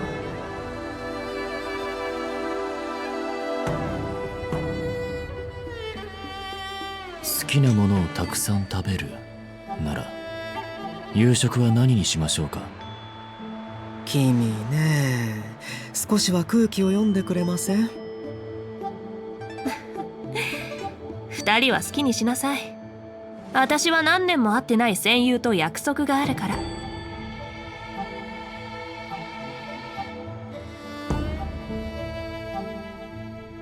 さっきの人、妖精の運気将軍？すっごくかっこよかったね。運理はあんなに大きな剣を振り回してたのに、ほんの軽い一撃であの子の攻撃を止めてた。僕の攻撃もね。あと、運理の相手をしてた若い侠客も英気に満ちてて、身のこなしも俊敏だったよね。うち弟子入りして泉州の剣術を教えてほしいなって思っちゃった。あんたはどう思う？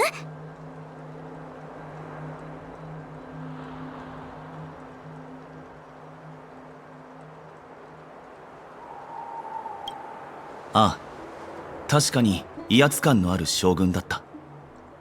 ちょっと、私が言ってるのは元凶のことなんだけど。美月さん、慰めてくれてありがとう。もうすぐ演武典礼が始まる。幸い僕は運気軍を代表して出場する資格がある。ここ最近、僕は何度も敗北を味わって、人外に人あり、天外に天ありの道理を理解したんだ。でも今日、飛翔将軍の実力を目の当たりにして、また不安になっちゃって。自分をむやみに卑下する必要はない。将軍は演武典礼には出場しないからな。お前一人で俺と陣に対峙した時の生死を度外視した心境を覚えておけば、大概の挑戦者には勝てるだろう。分かった。炭鉱先生、ありがとう。そうだ、今日のことは一段落したから、将軍がみんなを新作府に招待して大事なことについて相談したいって言ってたんだ。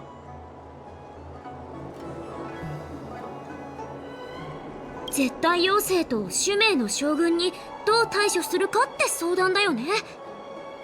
はあ、大人の腹の探り合いなんてこんなに早く見たくなかったな。飛翔将軍と海燕将軍が事実を理解してくれるといいんだけど、演武典礼が始まるまでもうラフで混乱は起きてほしくないからね。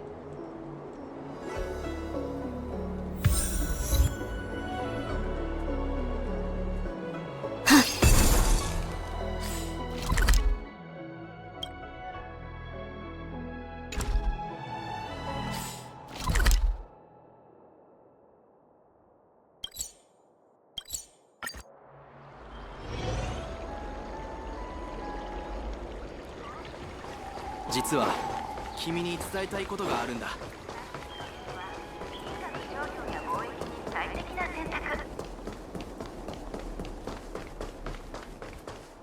文書を差し上げましょうか。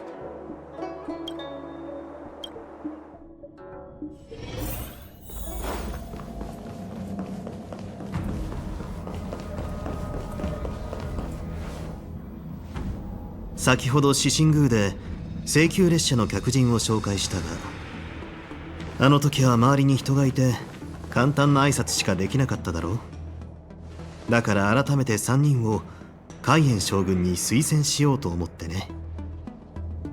この3人は危険を顧みずに私と共に死地に入り、首謀者である元老を討ち、薬王秘伝の陰謀を暴いてくれたんだ。一連の出来事の中で何か知りたいことがあれば何でも聞くといい。剣木再生の顛末については大木である普賢殿から一連の報告を受けている。彼女自身も玉殿に呼ばれ、この件に関する聴取を受けていた。同盟はこの件に対して強い疑念を抱いているが、わしはお前さんを信じよう。お前さんは運気軍に入隊してから素晴らしい功績を残してきた。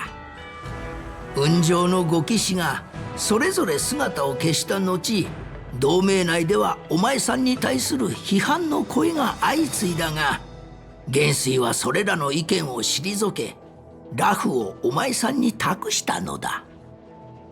お前さんは今まで同盟に忠誠を尽くしてきた。タラサの意味物をくじき、泉州玉殿の包囲を解き、北条の民が呼んだ妖精を破壊した。これまでの大きな戦いで起きたことは今でも全て覚えている。その忠誠心を疑い、憶測でお前さんをバカだ無能だと決めつけている連中は新作将軍の失策を喜ぶ。なぜならそれが奴らの本性だからだ。何かを成し得る能力がなく、ただ他人の失敗を見ることを養分にして生きていくことを望んでいる。わしは多くの失敗を見てきたが、それよりもお前さんの忠誠が変わっていないことを信じたい。では今回剣木の災いの顛末について探るために派遣されてきたのは妖精の飛翔将軍だけということですか？いや、それはわしもだ。このおじいちゃん、予想外なことばっか言うね。元帥はわしに泉州ラフに行くよう命じた。だが公文書には演武典礼を見て飛翔の問いをそばで聞くようにとしか書かれていなかった。元帥は慶元が典礼を開く意図も彼が直面している情勢についてもよく知っている。このような命を下したのはきっと彼女も2つの剣を同じように重要だと思っているからだろう。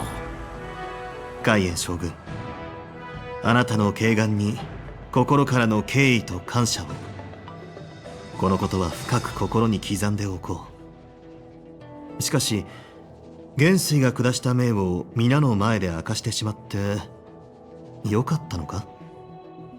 お前さんが列車の証人を紹介したのはわしと飛翔の来意とわしとお前さんの間に矛盾があるかどうかをはっきりさせるためだろう。老骨が誠意を持って接しているというのに若者が隠し事をするでない。剣木の災いについて問うのは飛翔将軍で、わしはただの傍聴人に過ぎん。それよりもわしが関心を持っているのは演武典礼が無事に開催されるかどうかという点だ。ああ、そういえばラフに来るにあたり演武典礼のために贈り物を用意してきたんだ。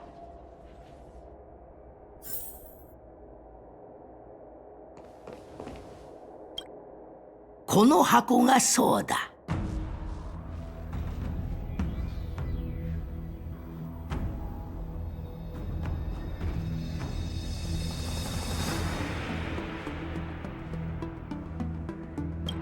演武典礼の期間、数えきれないほどの腕比べや祝賀行事が行われる。その中でも最も重要なのが演武教法だ。主催者は武芸に秀でた選手を守人に選び、司法の挑戦に応じることで泉州の武徳が盛んであることを示す。請求列車が典礼を見に来ると聞いた時、てっきり今回の守人はラフの劉尊だと思ったのだが。海燕将軍、冗談はよしてくれ。漢訳の劉女はまだ若く武芸にも通じていない。さすがに無理をさせるわけにはいかないだろう。冗談に関してはお前さんには負けると思うがな。この箱何？海燕将軍、なんでこれを開けないの？これは演武典礼のために用意した剣箱だ。今は空だが数日すれば宝剣が届き、この中に収められる。自慢ではないが、その剣は主命の工芸技術の至極でな。違法を渡り様々な偉業を打ち立てたのだ。そのどれもが秀逸で、一言で全てを語るのは難しいのだが、いずれにしろまだ宝剣を送り届ける使節団は到着していない。この剣箱はひとまずここに置いておこう。ずっと考えていたんだ。どんな人材なら宝剣にふさわしいのかと。考えに考えた末、今回の演武享保の商品として送るのがいいと思った。勝者なら宝剣にふさわしい英雄だろうからな。それに今回の守人は剣術に優れた元凶君が任されると聞いたからな。この贈り物は実にぴったりだろう。海燕将軍のご好意、痛み入る。おじいちゃん、私に剣を送りたいなら、なんでこんな遠回しなことするの？小娘、自信満々だな。だが、必ずしも元凶君に勝てるとは限らんぞ。ウンリさんが剣を愛してることは僕も知ってる。でも残念ながら、剣はいつだって自分にふさわしい持ち主を選ぶんだ。宝剣を手に入れたって、それが他人の手に渡るのを防げない人だっている。今日の探偵士での勝負、まだついてなかったよね。興味があるなら、君が選手主名を代表して舞台の上で戦うこともできるけど。望むところだよ。誰が勝つかはまだわからない。私かもしれないし、他の誰かかもしれない。やっぱり私かも。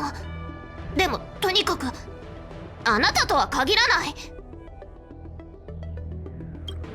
あんまこういうこと言わない方がいいんだろうけど、このドラマずっと見てたから、正直どっちが勝つのか知りたいかも。いい加減にせんか。まったく客人の前でわしが宝剣を送るのは典礼に興を添えるためであって、お前たちの言い争いで同盟の友情に傷をつけさせるためではない。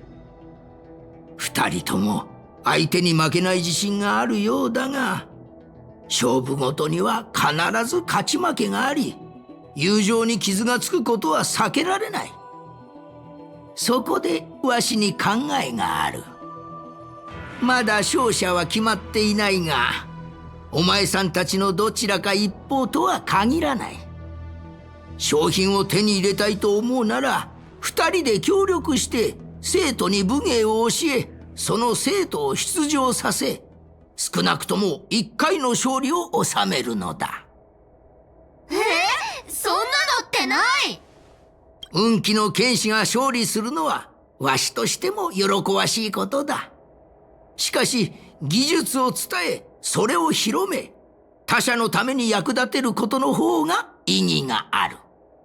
この人が運気剣術を使い、列車の代表として演武典礼に参加して大いに腕を振るってくれたら、わしも嬉しい。海燕将軍の考えは実に面白い。弟子に芸を授けることでこそ協力の精神を育める。そうすれば勝者だけが何かを得て敗者は何も得られないという事態も避けられるという。誰？うちなの？美月さんは演武台での検討に興味津々だっただろう。お前さんたち、彼女に剣術の基礎を教えてあげなさい。将軍本気で言ってる？なんでいきなりうちを巻き込むの？剣なんて使ったことないんだけど、ゼロベースできるわけないじゃん。最後に師匠に恥をかかせて破門なんてことになっちゃったらどうするの？これっていい機会じゃない？ナノ、前に剣を使えるようになりたいって言ってたし。それはそうだけど、さすがに突然すぎるっていうか。美月さんはまだ手を加えられていない玉だ。わしもどんな風に成長するのか興味があるから、ラフの演武天霊という好機を借りたいと思ってな。海燕将軍、ありがとう。でも雲里と元凶は勝負しようとしてるのに、うちに剣を教えることになったら二人の鍛錬の時間がなくなっちゃわないかな。それに剣士ってみんなそれぞれとっておきの技があるんでしょ。うちに教えてくれる時にうっかりバラしちゃったりしたら、お互いの手の内が分かって勝負にならなくなるんじゃない？美月なのか、あなた優しいんだね。安心して、せめて10年は修行しないととっておきの技を教えたりはしないから。主命の剣術はすごいんだ。いくつか技を覚えればきっとずっと役に立つよ。本当？どうやら美月はすっかりその気になったようだな。わしとしてはまさにその互いの手の内を知る状況になってほしいんだ。演武の時に一撃で敵を倒しては面白くない。まして剣士の生死を決めるのはとっておきの技ではなく基本となる技術だからな。では雲里殿は承諾したということだな。元凶、君はどうする？将軍、僕まだ一人前にもなってないのに他の人に剣術を教える資格なんか。それって負けを認めるってこと？他の人に教える自信すらないなら、あなたの代わりに私がラフの演武台を守ってあげようか？元凶、誰かに技術を教えることは自分が学んだことを振り返り、より理解を深めることにもつながる。君は長年私の弟子としてやってきたが、そろそろ視野を広げる時だ。分かった。将軍がそう言うなら僕も承諾する。元凶も承諾した。となればあとは美月殿が首を縦に振るだけだね。美月、この件はお前自身が決めることだ。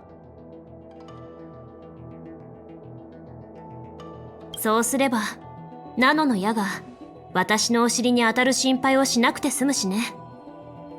うち攻撃外したことなんてないんだけど。うちもそれでオッケー。海燕将軍、ありがとう。そう来なくてはな。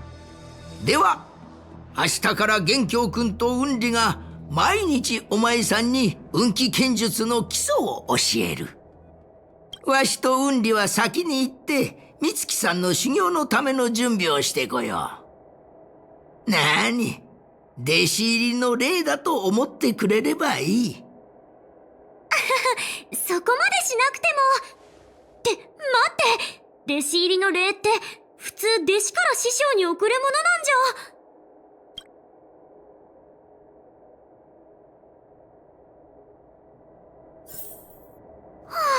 海燕将軍言っちゃった。さっきの話なんか変な気がするんだよね。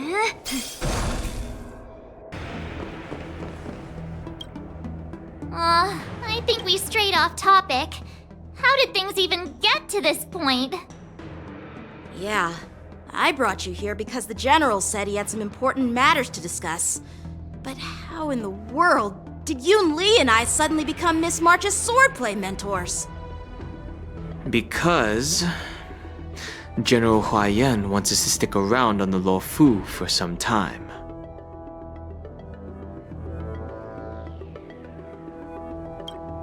But from his point of view, we're no different from all the other tourists who may leave at any time. Since the crew's actions were mentioned in the Lo Fu's operations log were given to the Alliance, he probably wants to see firsthand if we're as capable as the report claims, or if we're just some made-up excuse to save face. And he wants to see it for himself during the war dance, which is why he even dragged Yun Li into this. What began as a simple contest between two sword masters has now evolved into you two collaborating to mentor March. Elder Huayan is still that tricky general who likes to give everyone a headache. my apologies. Truth be told, I invited all of you to the ceremony because I wished for you to act as my witnesses. Now, I apologize for not disclosing this information earlier.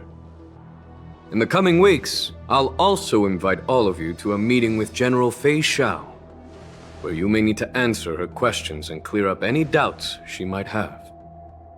So please, be prepared for the meeting.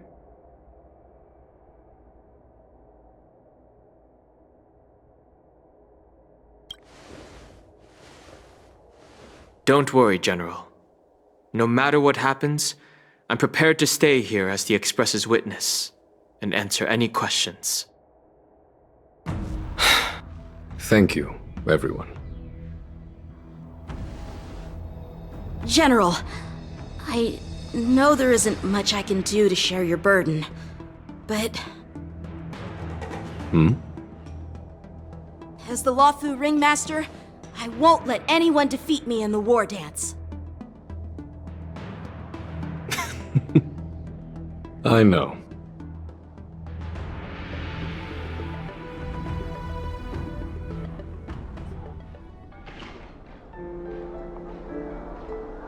The illustrious Merlin's Claw waiting for me?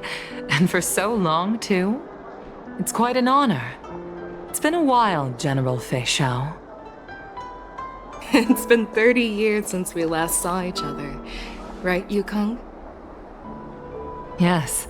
Back then, you were the vanguard of the Yao Qing's Verdant Knights, and I was a pilot of the Law Fu's Rainbow Orbit Fleet. Who would have thought that upon meeting again, you'd be a general, and I'd have given up flying? Really does feel like a lifetime ago.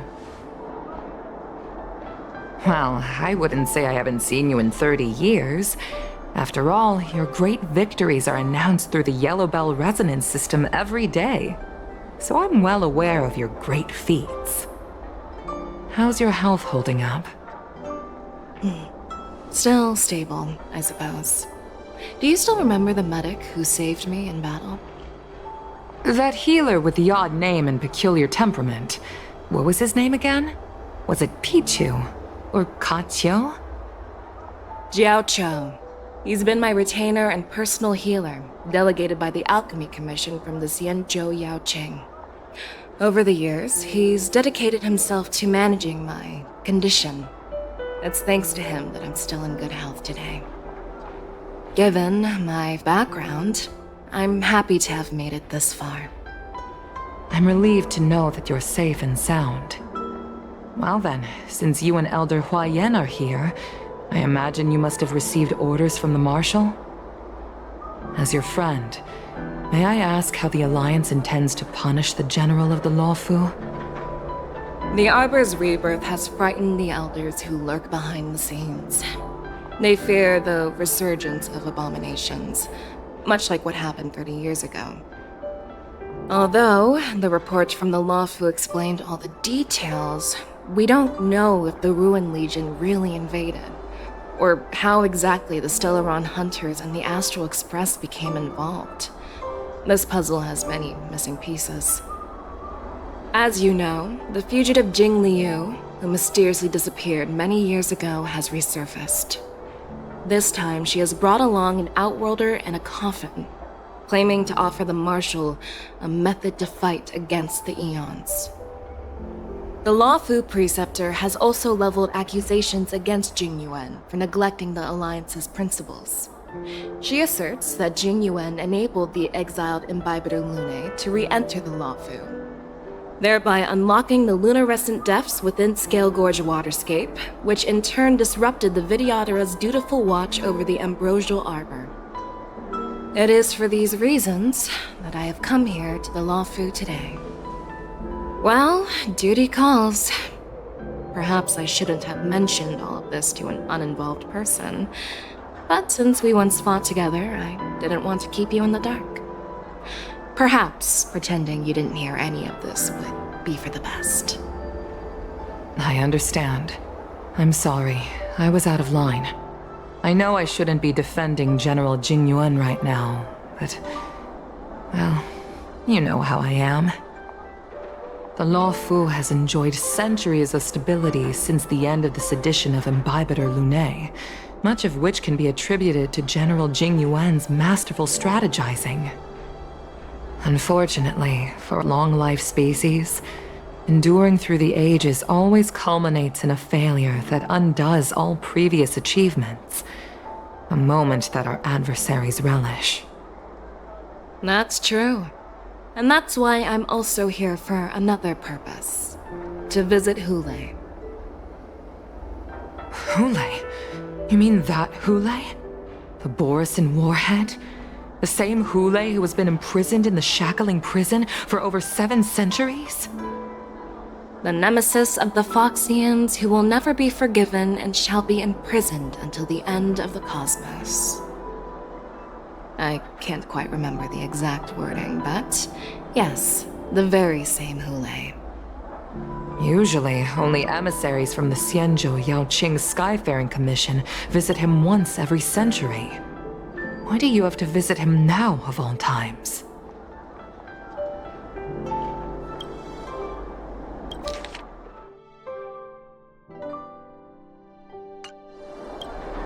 The Foxians and the Alliance made a pact to combat the abominations, aiming to achieve justice and free their kin. That werewolf monster is to be forever imprisoned in the dark recesses of the Shackling prison, facing unending retribution. Given the situation on the Law Fu, those on the Yaoqing are concerned about Hule's imprisonment. I'm afraid that the routine visit every century is no longer sufficient to ease their concerns. That's why I was sent here, to reassure them. It's all bad news. Well, not everything. There might be a silver lining. Oh, by the way, I found some clues about the thing you asked for. Tell me more. The Verdant Knights followed the route you mentioned and discovered the wreckage of the Whistling Flame ship. Unfortunately, there were no survivors and no cargo. However, someone had already been on the scene before we arrived. Our people? Or someone from the IPC? No, neither. Yukong, have you heard of a person named Ron May?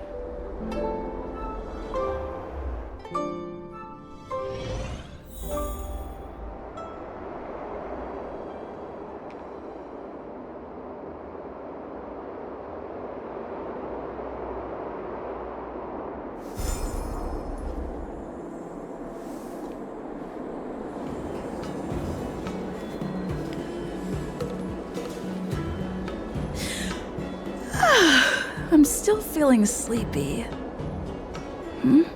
Did I oversleep? Where did March and Don Hung go?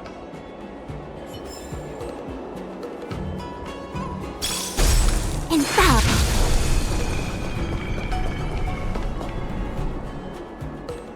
There you are.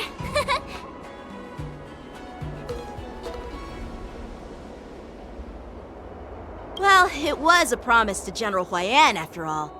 I woke up especially early, so I can start teaching Miss March swordplay. Hey, why are you blushing, Master Yanqing?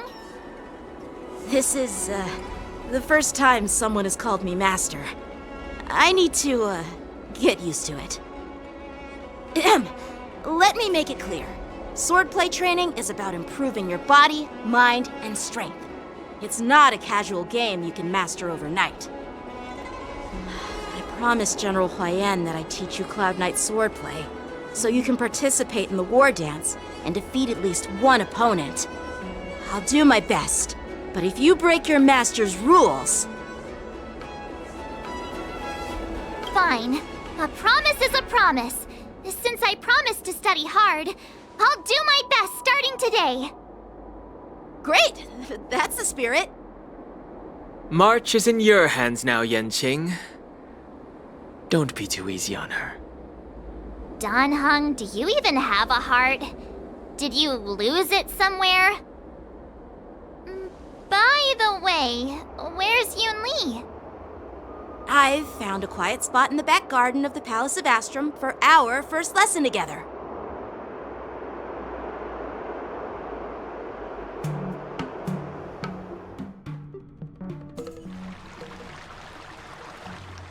Seriously? It's the first day, and you two are already late? Why is everyone on the Lawfu so laid back? So disappointing. Master Yunli, you're already here. Sorry for keeping you waiting. Oh, wait! Were you trying to teach her in secret? That's sneaky! I'm just showing you what Lawfu etiquette is all about. She might be my apprentice, but it's customary for the master to personally escort their apprentice to the place of learning. As the host, I'll be teaching Miss March the essence of Lawfu's swordplay, after which she'll emerge victorious in the war dance ring. You won't be complaining about Lawfu's swordplay then. Stand aside, rookie. Let me show you how we Ju-Ming swordmasters treat their apprentices. Quickly, over here, Miss March. This is a reverse mentorship gift from me to you. I hope you put it to good use. What's this? Xianzhou clothing? It's so beautiful! Sword practice requires precise movements. This outfit is tailored to fit perfectly and allows for smooth movements. I even added some small accessories. I put a lot of thought into it. You're awesome, Master Yunli! See? See? How can you compete with me? I'll teach March 7th the essence of Ju-Ming swordplay so she can win the contest with my sword skills. Actually, I've prepared something too. Huh? You have a gift for me too, Master Yanqing? Since you want to learn swordplay, Miss March, you'll need suitable weapons. So, I went out of my way to prepare a pair of swords overnight. Unfortunately, I didn't have time to ask the craftsman to customize the swords for you, but I did my best to choose ones that look nice and are suitable for a beginner. I hope you like them, Miss March. Thank you, Master Yanqing! Bet you didn't see that one coming, did you, Yunli? The real competition is just getting started. I'm so lucky to have two great masters. But why does it feel like things are getting a bit weird?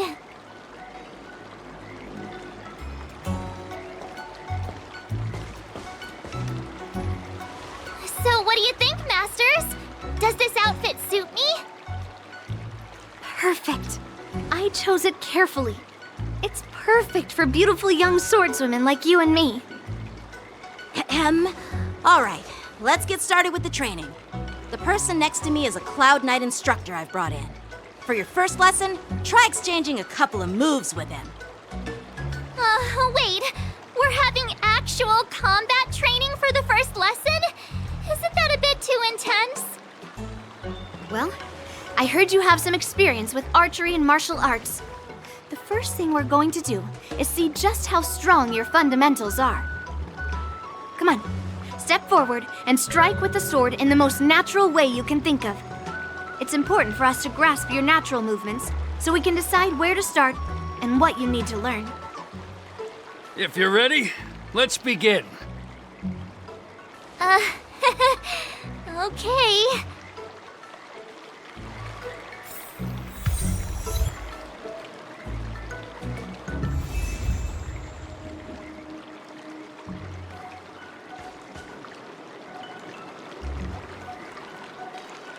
Are you ready?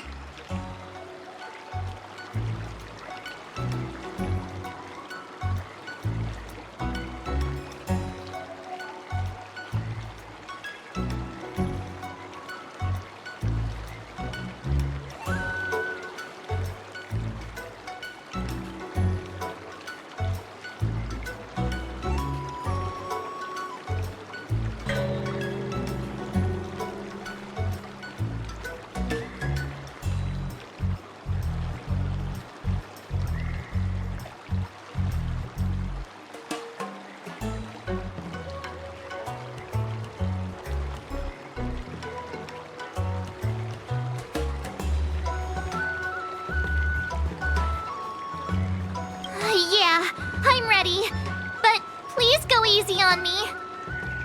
Then I apologize in advance, Miss March.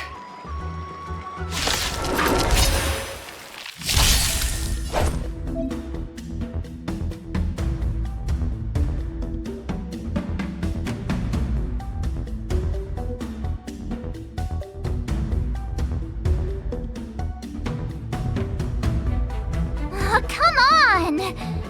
Let me fight!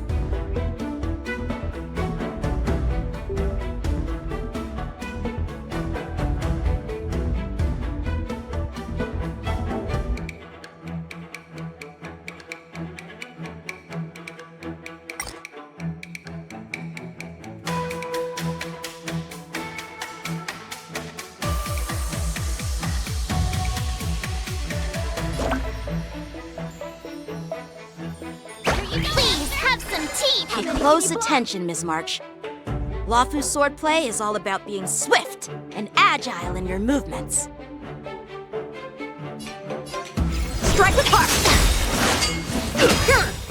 Yes, you! Practice is over. Swords descend! Ignore him. Strength is everything. Right on time. Like this? Well done! Bladed flight!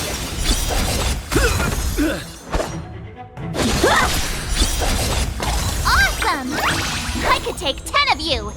With a true heart, I'm starting to get the hang of it! Strike with heart! You'll make good practice. Not their time to show you what I can really do. Azure Dragon, White Tiger, less cards, what's this? What are you mumbling about? Isn't this, sword technique? Shouldn't I be saying something cool? Yes, you! Yeah. Right on time. How many can you block? Bladed flight! Practice is over.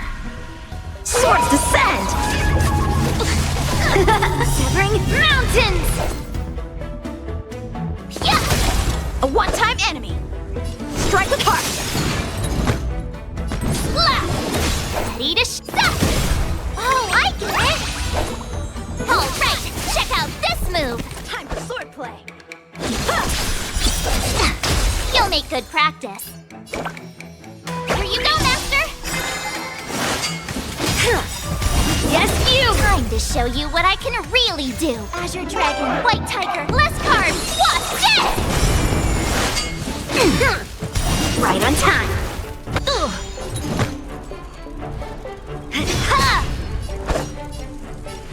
Bladed flight! Yes, you!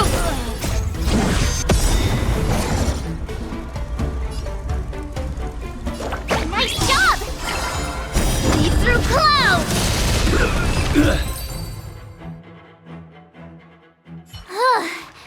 I didn't expect the first lesson to be so intense.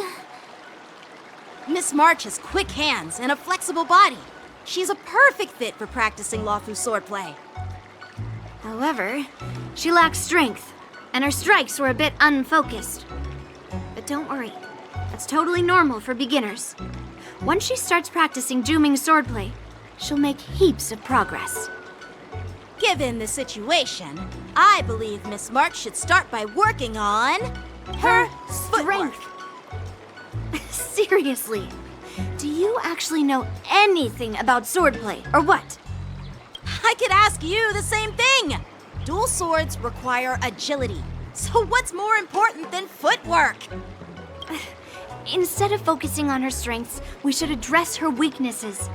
The drawback of wielding two swords is not generating enough force. What good is being quick on your feet if you don't have strength? It's not like we're dancing here. Skilled sword masters know how to play to their strengths and work on their weaknesses. Start with what you're good at, then tackle your weaknesses. That's the right way to learn. You're quite the theorist, huh? Theorist? You claim to be able to talk to swords. So what does that make you? A lunatic? Hey, it's only my first lesson, and you're already arguing. Come on, calm down, Masters. I'll have to improve both my footwork and strength anyway, so it doesn't matter which one comes first. But it does matter! Just listen to me, March 7th! Aww.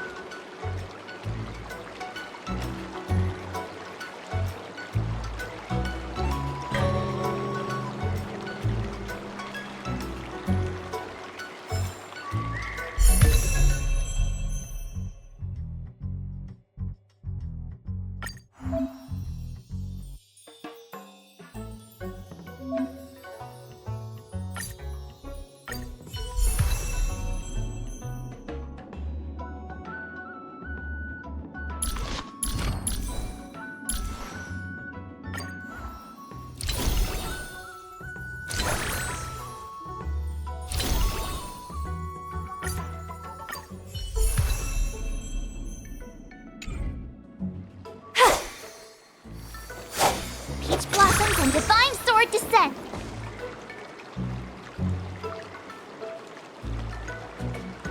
Dear Himeko, Mr. Yang, and Pom Pom, we're all good here on the Xianzhou Lafu, so no need to worry. By the way, how's your trip going?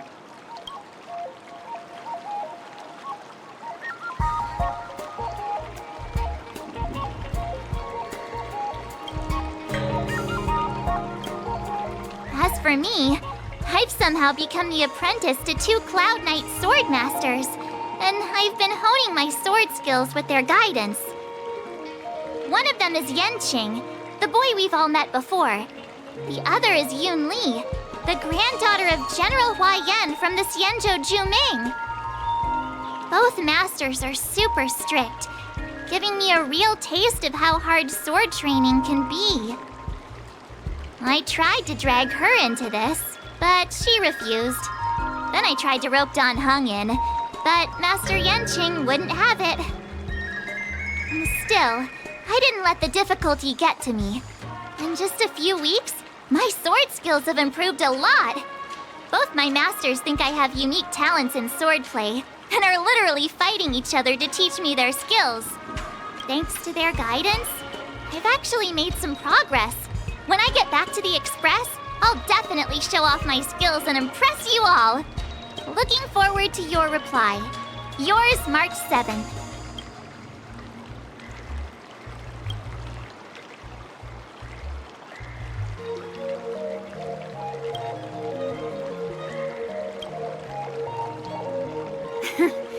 Well done! Let's call it a day.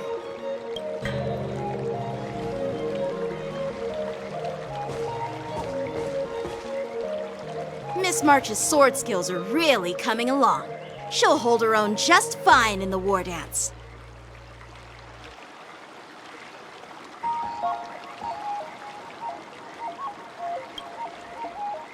Just you wait and see. I'll show off my skills in the ring and win a match. I'll make both of you proud. Can you believe it? March 7th has actually become a pretty decent swordmaster in such a short time.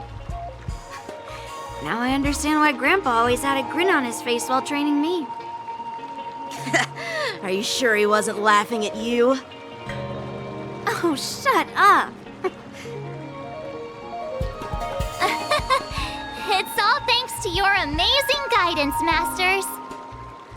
Miss March, you're really getting the hang of wielding dual swords. If you're keen on advancing, trying out different Xianzhou blades can improve your touch. Let me see. Which sword is the most powerful? Single sword? Great sword? Or maybe a flying sword?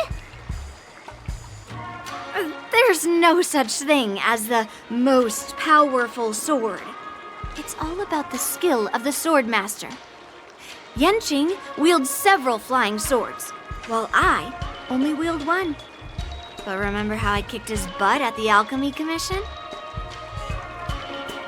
First, you didn't kick my butt. Second, you'll never kick my butt. Third, how about we settle this right now and see who kicks whose butt?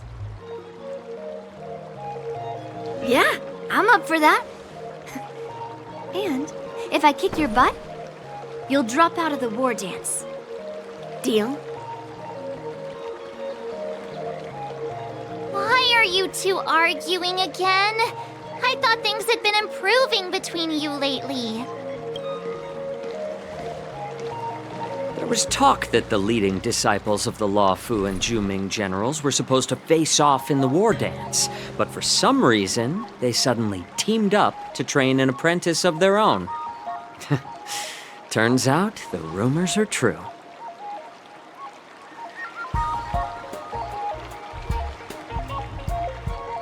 Tomorrow is the big day of the war dance.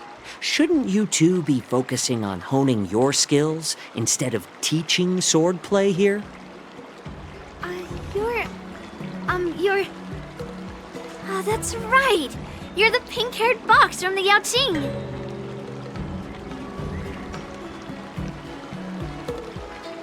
This is Mr. Jiaoqiu, the healer working for the general of the Xianzhou Yaoqing. Ah, got it. So, you're the participant attending the war dance on behalf of the Yaoqing. And you were trying to sneak a peek at our training? Sorry for the misunderstanding. I don't know anything about martial arts.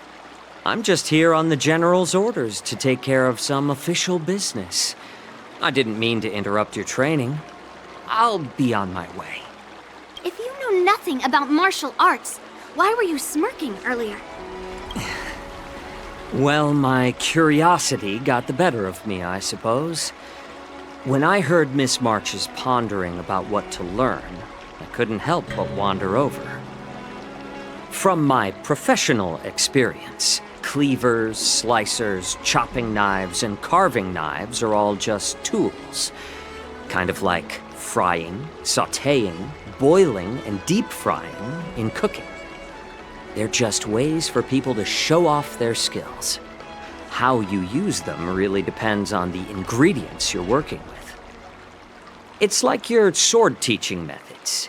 If you align your ingredient, in other words, your apprentice's natural tendencies, with the right cooking method, by which I mean the teaching method that best suits her, she'll make double the progress in half the time. For example, golden eggplant tastes best when fried, cloud peppers when stir-fried, and yellow boulder beef when simmered. It's all about discovering the nature of the ingredients. Apprentice.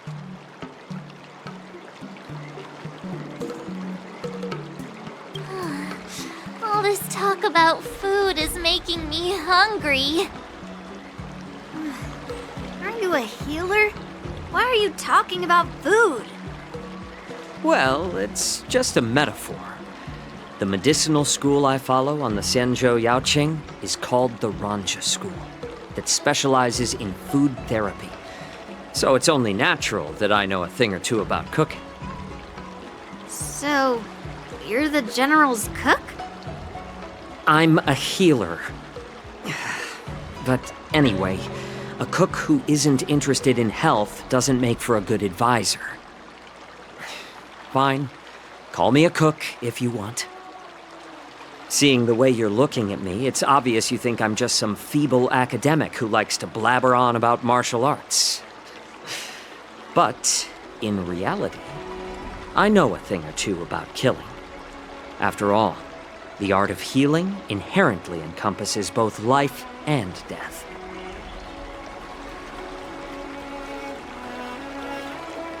Seriously? Trying to save face in front of kids? Ugh. Do you recognize this bottle of medicine in my hand? No? This is called tumble dust, an extract from an exotic flower named Yabra.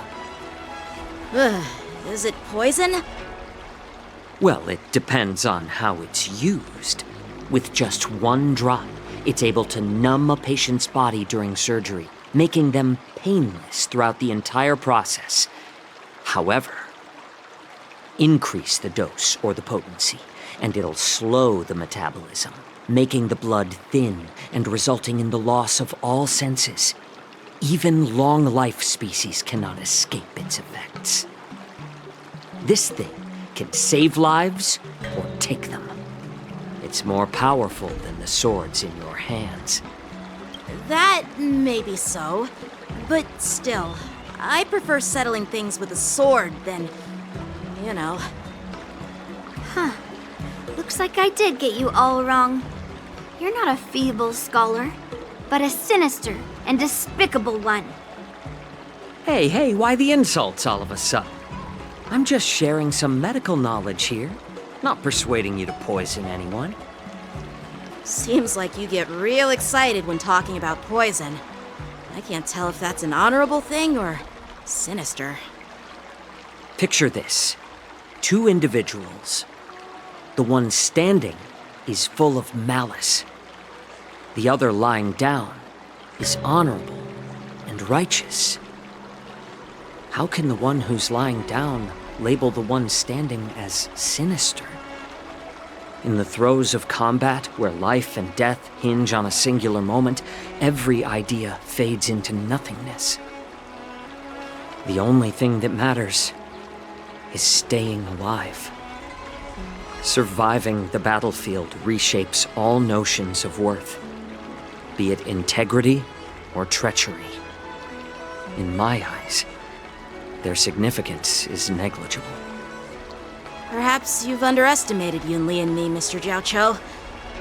We may be young, but we've seen our fair share of war. Well, then you should know that the war dance is nothing more than a contest. So why are you so focused on it? When I was appointed as the ringmaster for the war dance, I asked the general, we Cloud Knights are supposed to charge into the fray and slay enemies. Why do we have to swing swords in a ring just to please an audience? And this is how the general replied. To unsheath your sword in a ring is no different than on the battlefield, as your sword reveals the might of all Cloud Knights. The war dance is the perfect chance to showcase martial virtue and forge alliances from all over the cosmos. When we unsheath the sword without drawing blood, we not only display our might, but also the martial virtue of the Cloud Knights.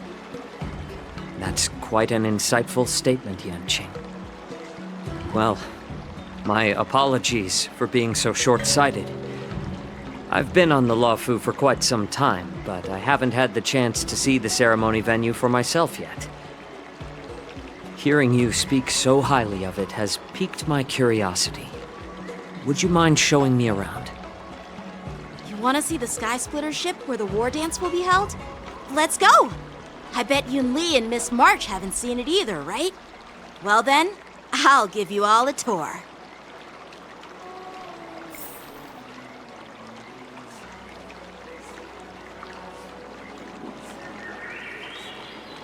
Let's go. I'll give you a tour of the Sky Splitter.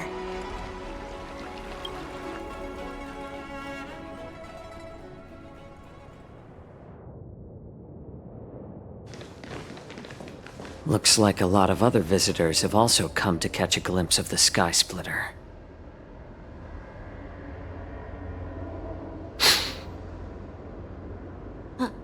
What's up, Mr. Jiaoqiu? No, it's nothing.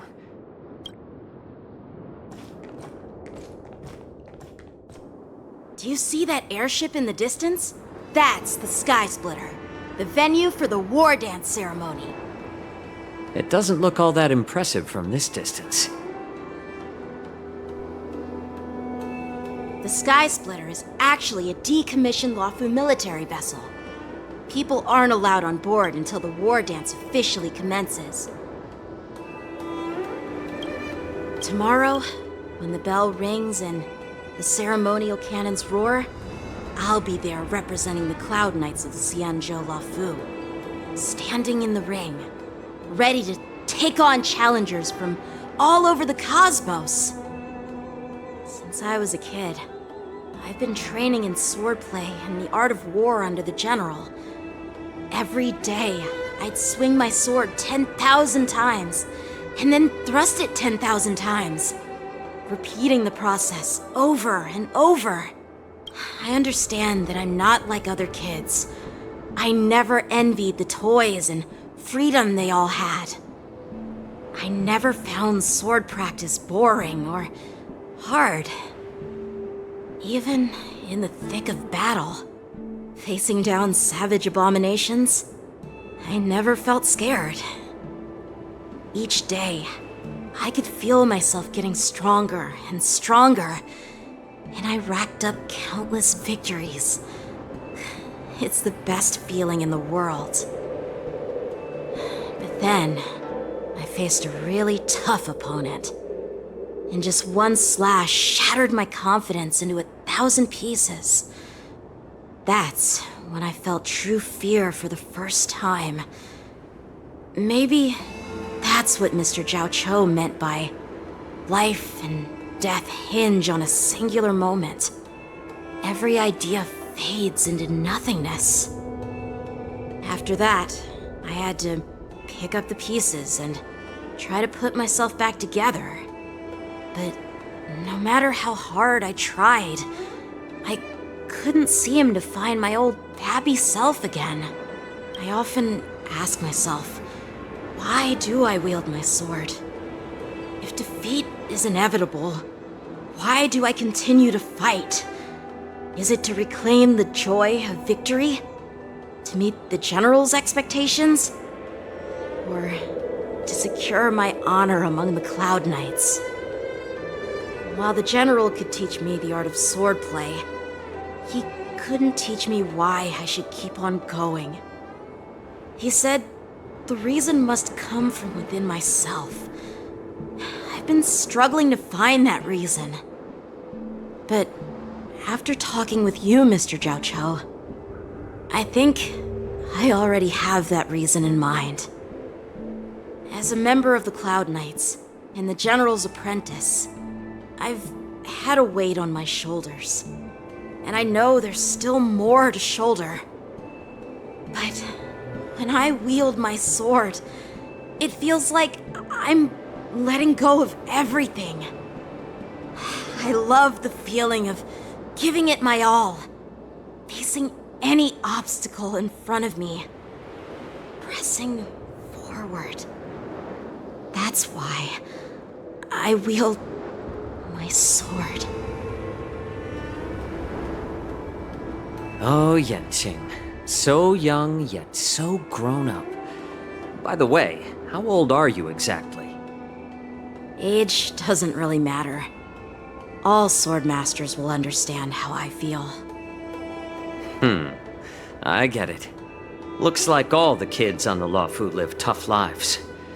So, how about you, Miss Yunli? It's not polite to ask a girl her age, no matter which Xianzhou ship you're on. I'm not asking your age. I'm asking if you have a dream like Yenqing has. You don't talk like a cook. You sound more like a TV host or something. Need I repeat myself again? I'm a healer. Well, I don't have a dream like Yenqing does. The only reason I'm participating in the Ringmaster's Challenge is because I made a promise to my grandfather that I'd win the precious sword he's contributed to the war dance. Sounds like that mind of yours is just filled with swords. I bet you've got nothing better on your mind. My father was a craftsman on the Xianzhou Juming.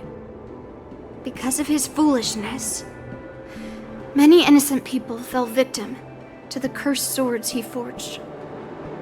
Since I was a kid, it's been clear to me that not everyone deserves to have a weapon in their hands. Giving them a sword is no different than being cruel to the innocent.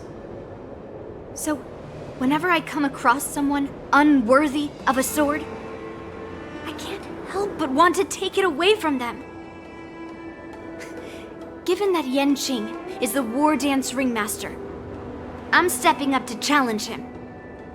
to ensure the precious sword doesn't fall into the hands of an unworthy master. Hey, what do you mean by an unworthy master? I see. It's not easy for kids on the Juming either. Well, it's better to have a reason for wielding a sword than to be lost and confused.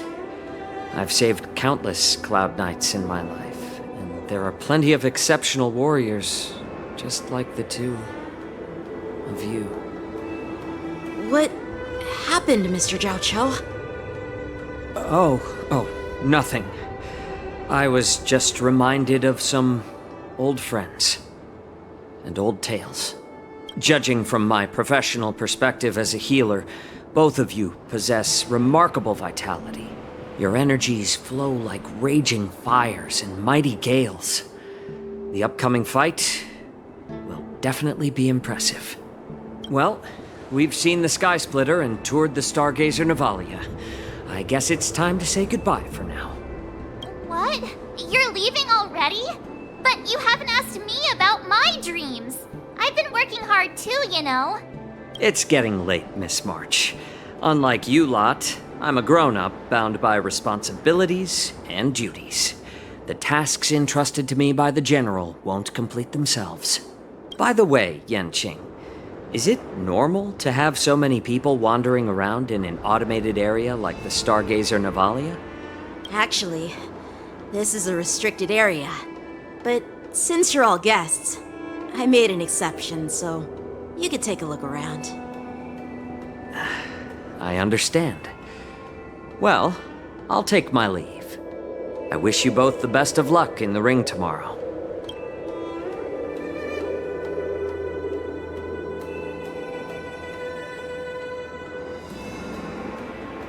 Seriously?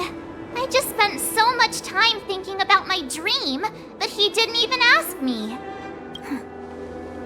Now that we're done with our tour of the Sky Splitter, shall we continue with our training? Why don't we take a day off? What? You want to secretly practice swordplay by yourself? Dream on. You know cramming before a fight never works out. For some reason, seeing the Sky Splitter has boosted my confidence. So, I've decided to conserve my strength for tomorrow. All right, I'll take you out of the Stargazer Navalia.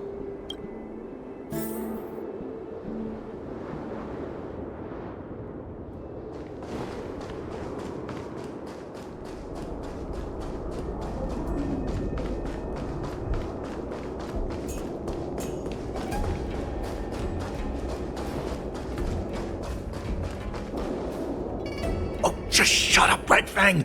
This is not a beast ship. I need some time to take care of things. You willingly donned the skin of a lowly beast to join this mission, dedicating yourself to our glorious cause. And now you're telling me you can't handle it? Do you realize how many ships we need? I'm doing my best, all right? It takes time to figure all this out. When the guns go off tomorrow, all eyes will be on it. That'll be our only chance. How's that? Who's there?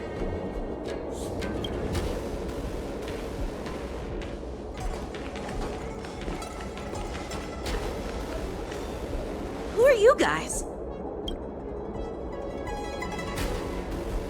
An impromptu inspection. Why are there outsiders loitering in Stargazer Navalia? And a bunch of kids at that. Hey, kids, didn't your parents ever tell you to stay away from the Stargazer Navalia? I know it's an automated facility, but it doesn't mean you can just break in and do what you want.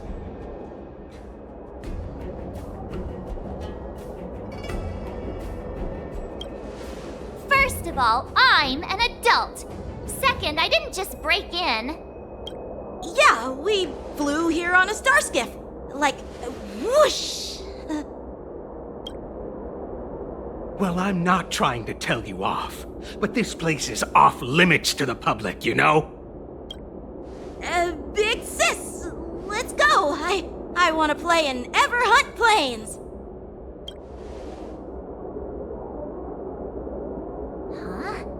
hunt planes. Yeah, sure. Big Sis will take you there.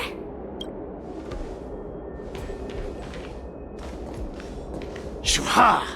You should have let me.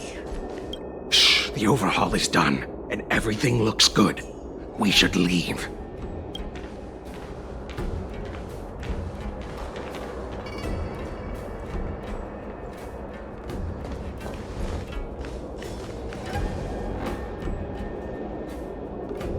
Could you repeat what you just said, Yenching?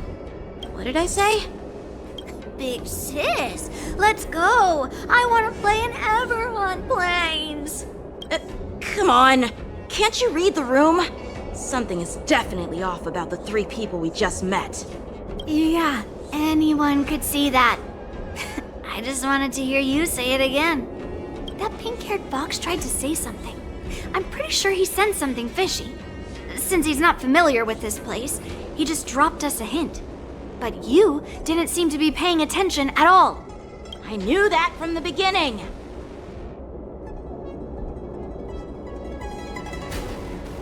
They said they were doing an overhaul, but it looked like they had no idea how to operate the Starskiff production line, right? And it's suspicious how they suddenly finished their overhaul and walked away as soon as they laid eyes on us. A Cloud Knight, a member from the Skyfaring Commission, and a craftsman. They're from various departments, and the reason for the overhaul seems legit. But one of them blurted out some weird language just now. Did you hear that? I have a feeling that if we secretly tail them, we'll definitely catch these guys in the act. Follow my lead, and be careful not to blow our cover.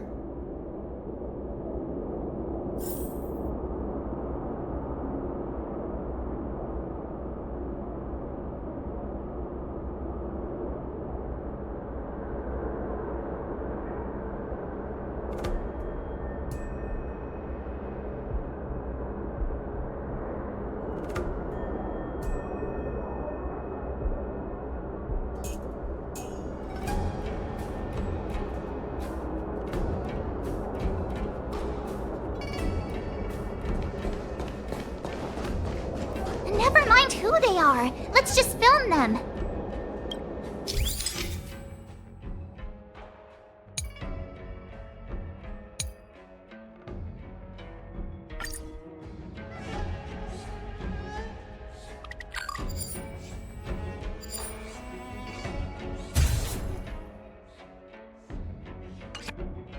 We should have just killed those lowly beasts.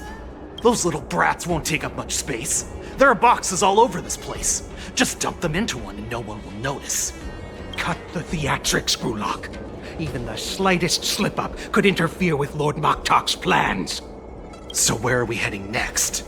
To check the freight skiffs. We've got a lot of preparations to do. Also, don't forget to take those crates with you. Weapons, supplies. We've got to be well prepared. Otherwise, we're screwed. So, are they smugglers? What exactly are they up to? I have no clue, but they seem to be moving those crates. I've got an idea. We can hide inside the crates and follow them.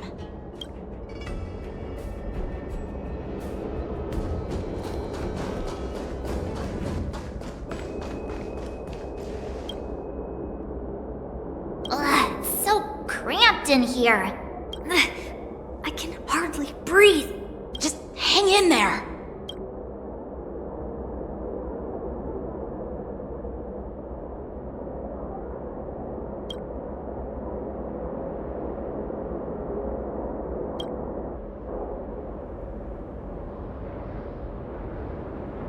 Let's just put the cargo here for now, all right? Then we'll move on to inspect the ships. Lord Moktok said that as soon as we're done, we're to board the freight skiff and leave this place. Don't worry, I've changed the shipping schedule. You two, come with me. Is it just me? I keep smelling that stench of lowly beasts everywhere we go. Don't be so paranoid.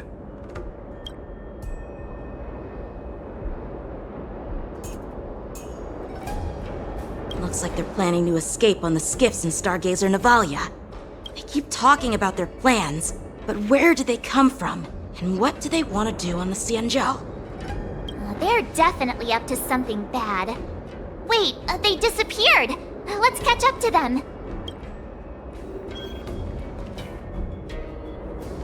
Tread softly, breathe quietly, and make sure to keep an eye on them. Hide out of sight as soon as there's any sign of activity.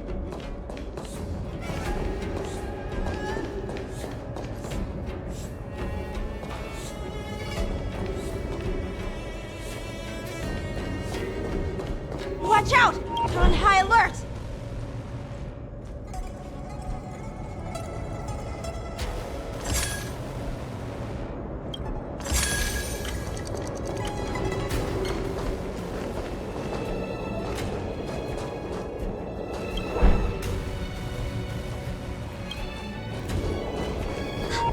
Did he spot us? Quickly, hide! I knew something was off. There's always this stench of lowly beasts in the air. Looks like those brats were following us the whole... Why are they coming back? Quickly, retreat!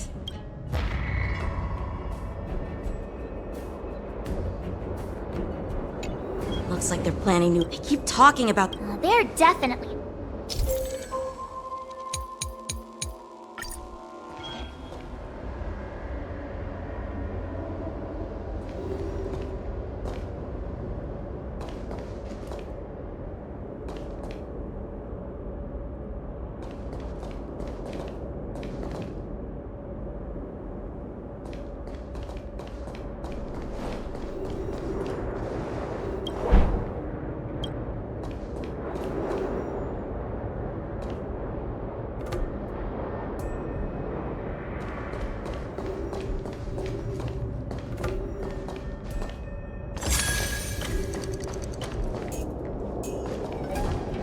Watch out! They're on high alert!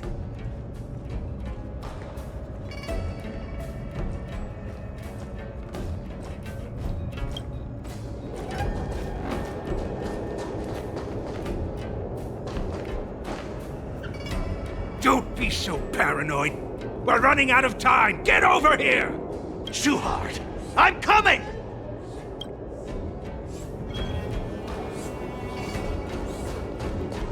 They're leaving.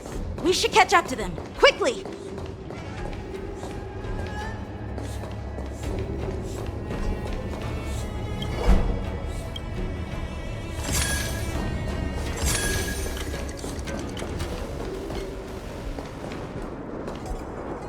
What are they up to?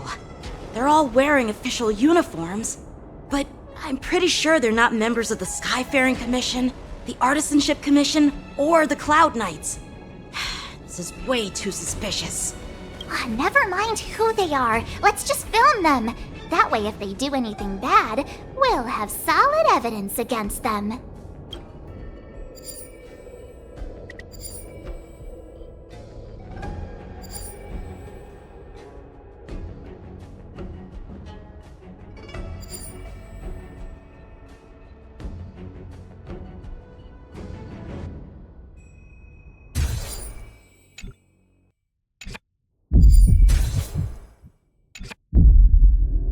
Look at this.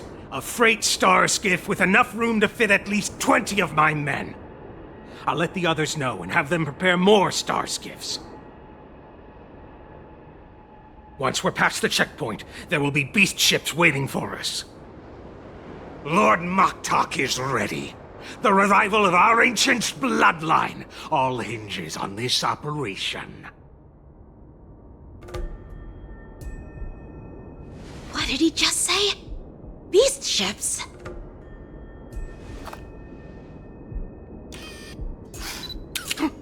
Who's there? It's those brats! I told you to get rid of them, but you didn't listen, you idiot! Wipe them all out!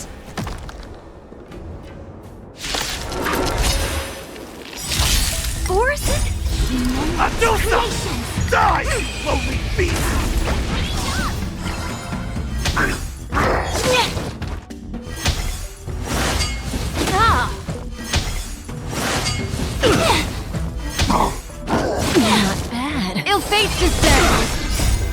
Beneath the waters lies an endless abyss! Together as one! Stand still.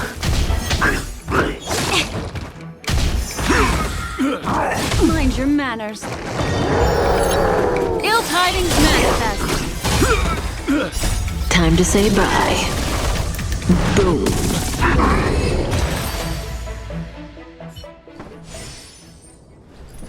How is this possible? How did these Foxians change their appearances like that? They're not Foxians at all. They revealed their true form. They're Borisin, just like the bandits I defeated on the IPC ship. Wait, that means...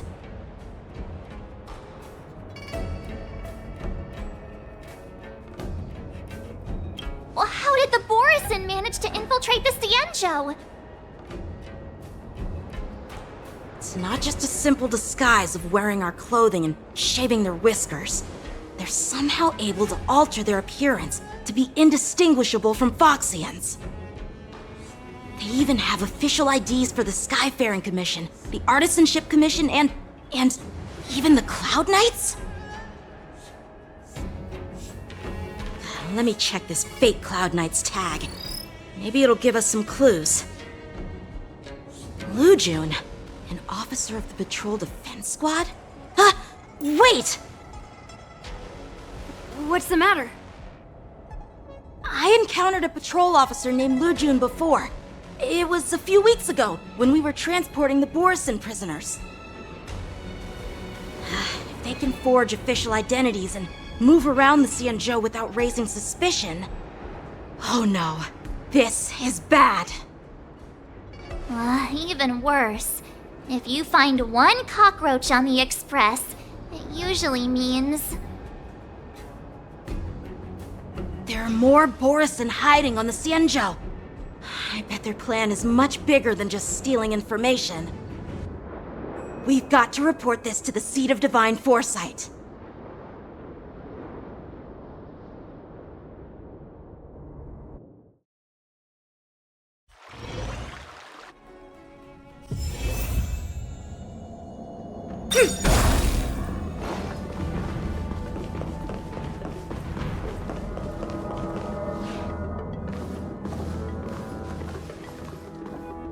I am glad to finally meet you in person, guests from the Astral Express. I'm Fei Xiao, the General of the Xianzhou Yaoqing. Let me introduce our guest to you. The one dressed in green. He's the reincarnation of Imbibitor Lune, and the person behind him is the newest member of the crew. I've heard a lot about you. Outside the reports from the Law Fu, the Skyfaring Commission of the Yaoqing has also gathered plenty of information about both of you. I've been eager to meet you face to face for reasons that I'm sure General Jing Yuan has explained, right?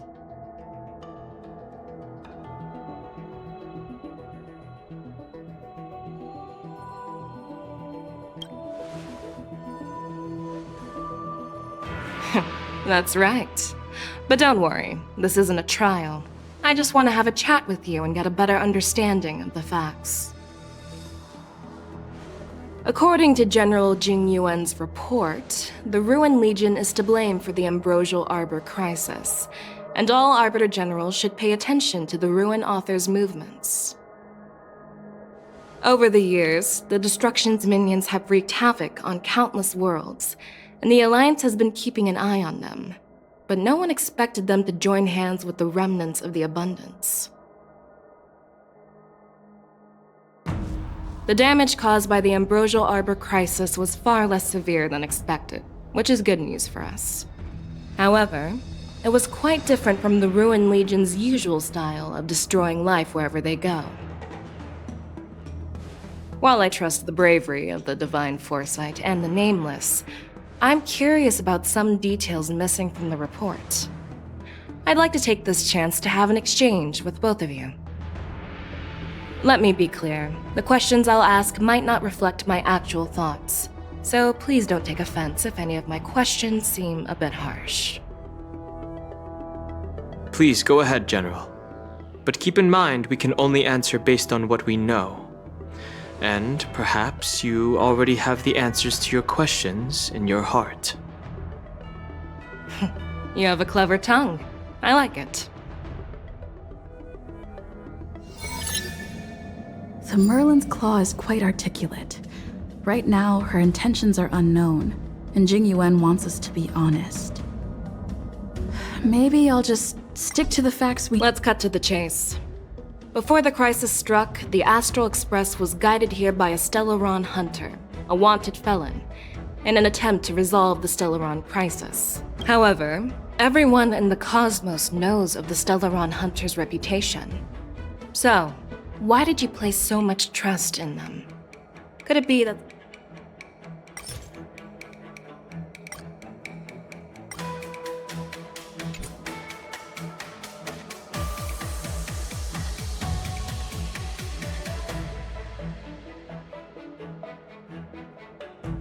Apart from the Law Fu, there are many other worlds suffering from Stellaron corrosion. For example, Eurilo 6, the world that the Express stopped at before reaching the Law Fu, was one of them.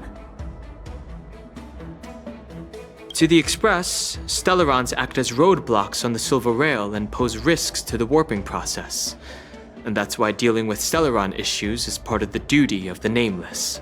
Ah, I've heard about those problems caused by Stellarons. The Express connects various worlds, so it makes sense for you to take care of this. The cosmos is a mess, and the Trailblazers are just doing their best to fix it. I understand.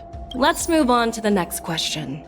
The reports suggest that Don Shu, the master of the Disciples of Sanctus Medicus, colluded with the Lord Ravager and used the power of the Stellaron to resurrect the Ambrosial Arbor.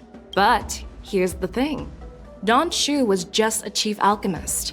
Even if she colluded with our enemies and summoned the Stellaron, how did she manage to bypass the Videodora guards around the Ambrosial Arbor?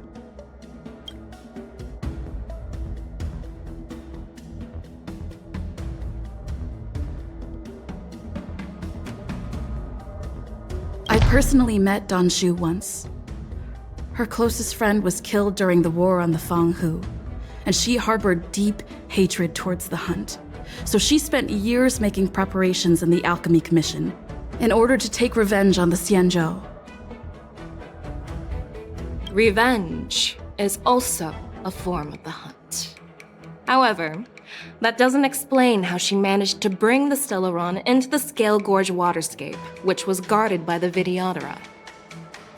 Well, you should ask Don Shu herself for the answer. Unfortunately, Don Shu is dead, and even her corpse has crumbled into ash. According to the report, Lord Ravager Fantilia is the mastermind behind the entire conspiracy. She disguised herself as an ambassador of the Skyfaring Commission and traveled with you, only to vanish without a trace later on.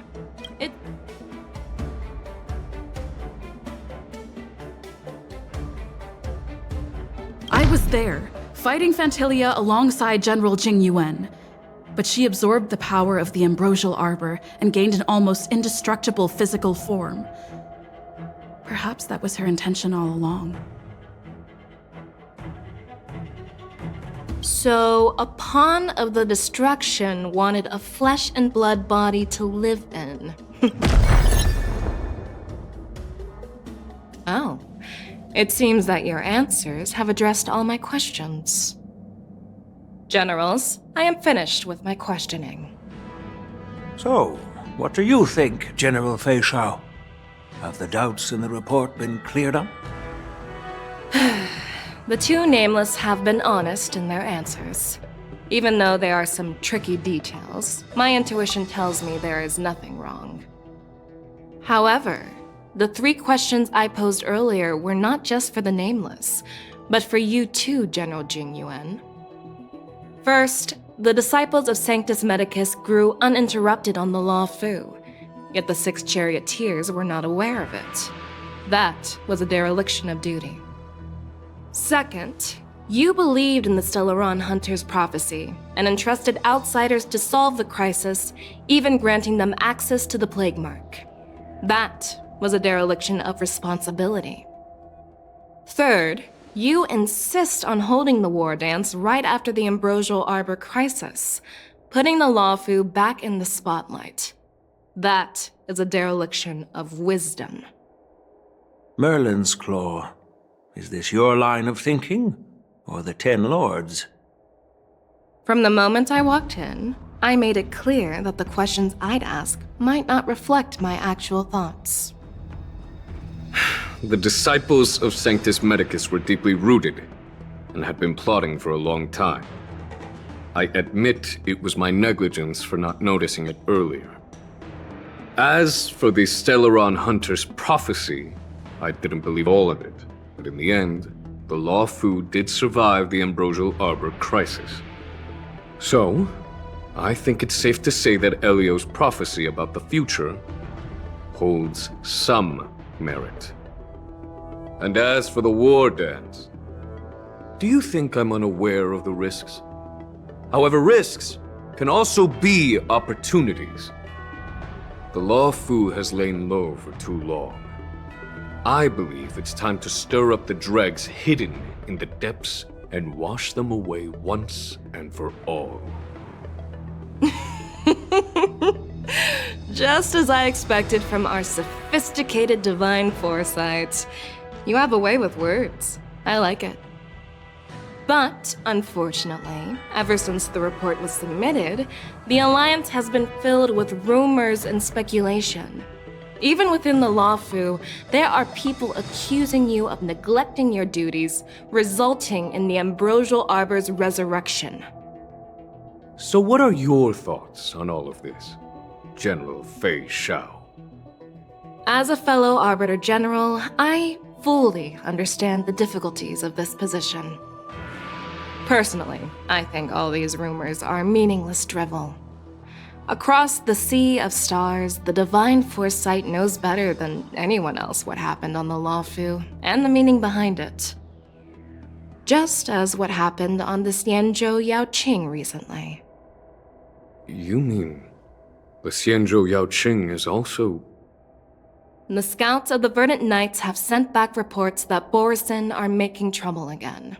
The Borisin packs that were once divided and scattered have started swallowing each other up, forming larger and larger packs. Moreover, there's an entity named Mongus behind it all. An entity? According to the report, this entity isn't actually a Borisin. It's a woman claiming to be the messenger of the Master of Immortality. She's described as having 12 faces and 12 pairs of fangs, as cruel as poison and as elusive as quicksand.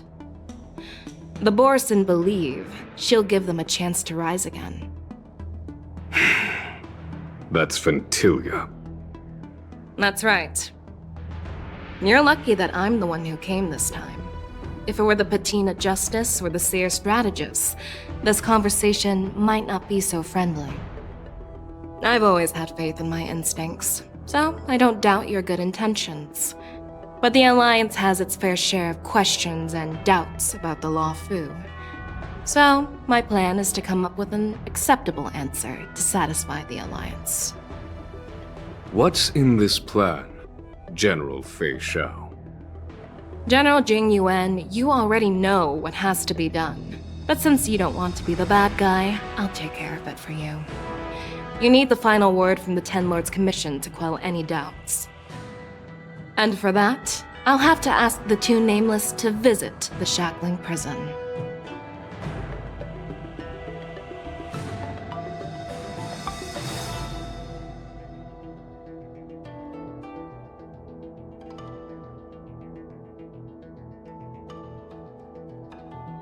No, I'm not imprisoning you. While you're there, I'll ask a judge in the Ten Lords Commission's Interrogation Division to record a detailed testimony with the karmic mirror from both of you. We'll fill in the gaps that weren't covered in the report, and silence any protests within the Alliance. I'm okay with that. Your willingness to help is truly heartwarming, youngsters. Then, as the Merlin's Claw requests, Oh, there's one more thing. This testimony is for silencing the voices of opposition within the Alliance, but I would like to urge General Jing Yuan to listen to the pleas of the Foxians on the Xianzhou Yaoqing. So, you are here for Hulei. Exactly. Hulei is locked up in the Luofu's shackling prison. Since he is the broodlord of the Borisin, I want to transfer him onto the Xianzhou Yaoqing and imprison him there. The recent movements of the Borisin suggest they're planning something big, so we must act preemptively. It makes sense to have the Foxians keep an eye on their arch-nemesis. Since you trust my judgment, I'll repay that trust. What do you think about all this, General Huayan?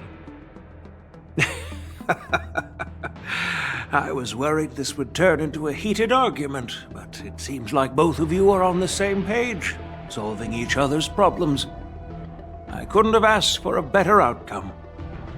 And as for Hulei, I'll send my lieutenants Zhao Chou and Moza to check on his condition in prison and ready him for transport. If there are no more questions, shall we get this started?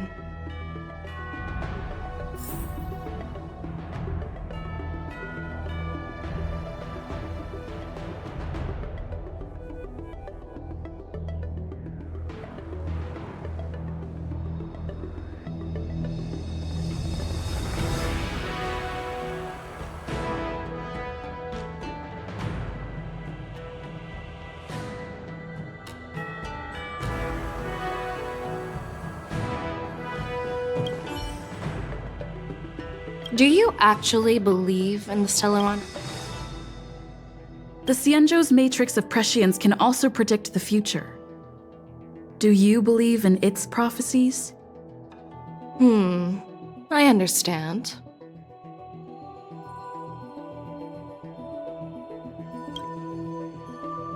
While words can be deceiving, your gaze, your breathing, and your scent, they reveal more than your words do.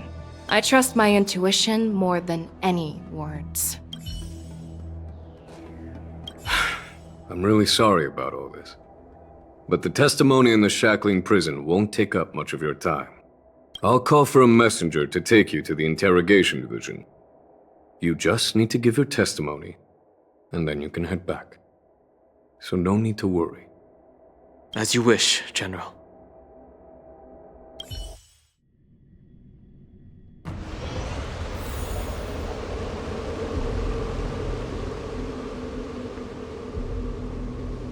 As General Jing Yuan requested, everything is prepared for your arrival, and I am here to receive you. The judges at the interrogation division also know your purpose in coming.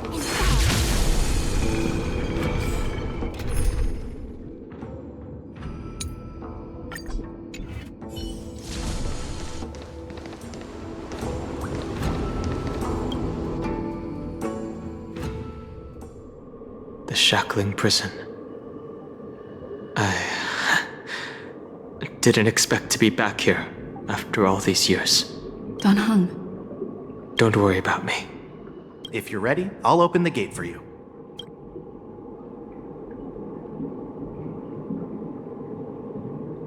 Well, technically, the shackling prison is spread out across multiple delves, and the ancient sea is just where they overlap. Please, come on in, dear guests.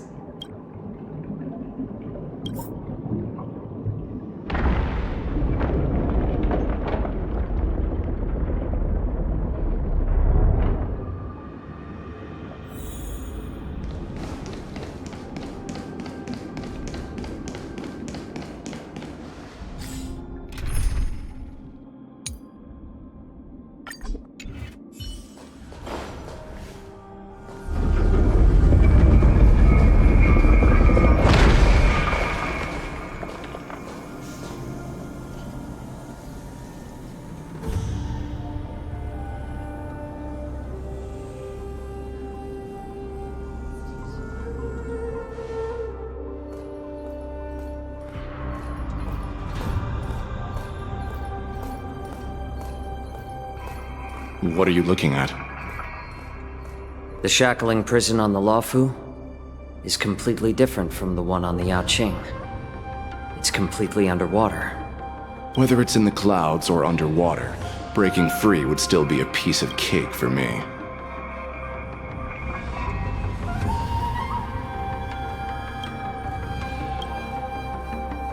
Still thinking about your old jailbreak tricks, huh? Forget it. You're free now.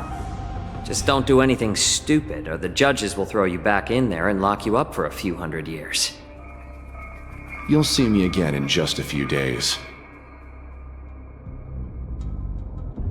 Taking Hule back to the Yaoqing means a lot to the Foxians on the ship, and to the General herself. So stay alert.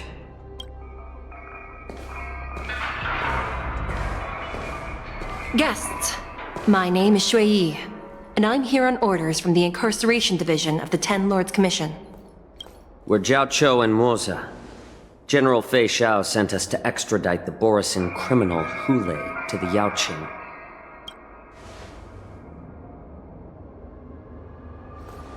We're here to inspect the conditions of his imprisonment and make preparations for the handover and transportation. I assume you've been briefed, Your Honor. Your visit request has been approved. I'll be your guide for this trip.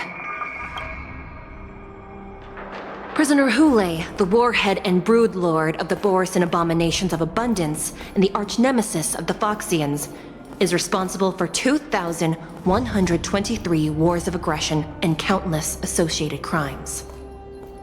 Due to his heinous acts, he has been imprisoned in the depths of the Shackling prison and subjected to the punishment of the Forest of Swords until the end of time. He shall never be pardoned. No need to repeat his crimes and sentence, Your Honor. He is the greatest enemy of us Foxians. The stories of his atrocities are used to terrify our children. I'm well aware of every crime he's committed.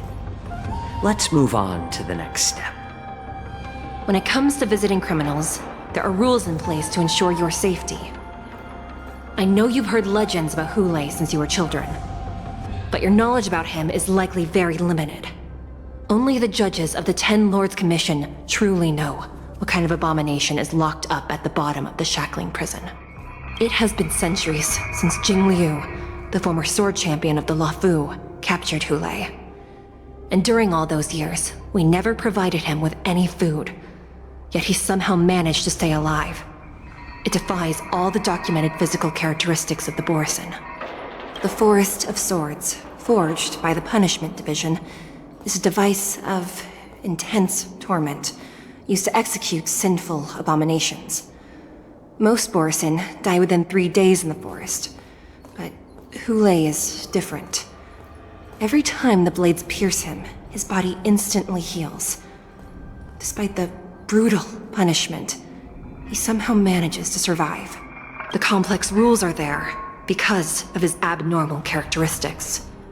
Do you understand now? I apologize for any offense caused. Please continue, Your Honor. I've given you the instructions regarding Hule's visitation. Please make sure you read them carefully.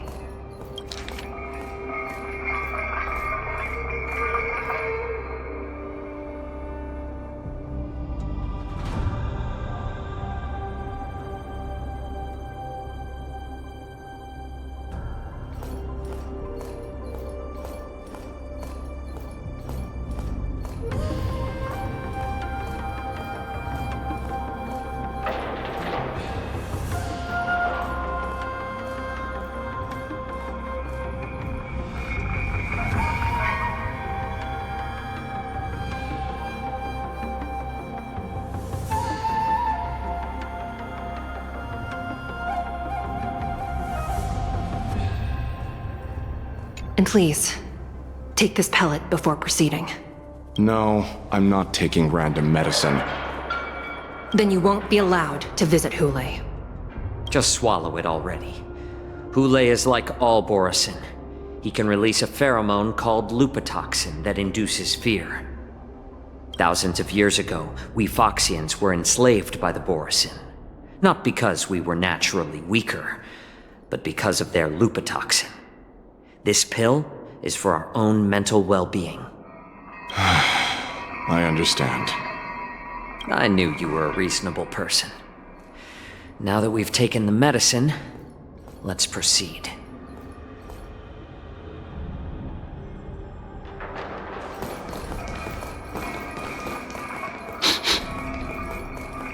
Your Honor.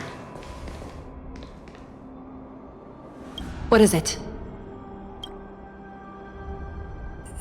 No. Never mind. Maybe I'm just imagining things. Let's keep moving.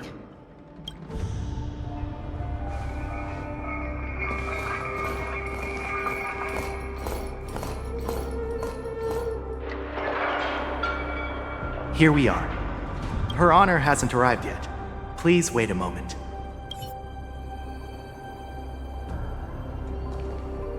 This place... it's still as cold as it used to be. Sorry, I was just reminiscing about some unpleasant memories.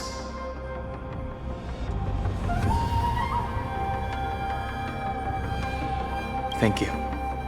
It's all my fault that you were involved in the Xianzhou's problems. You shouldn't have to see the inside of the shackling prison. I'm so sorry. I wish I could show you the real sights of the Luofu.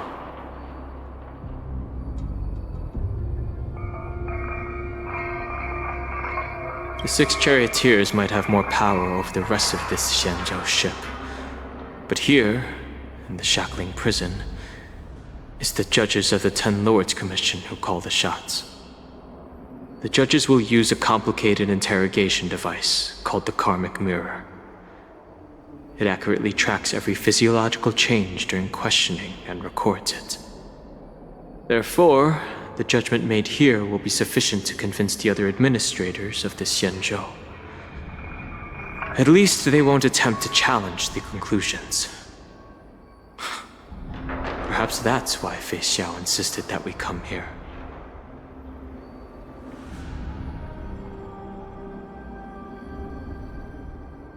Okay.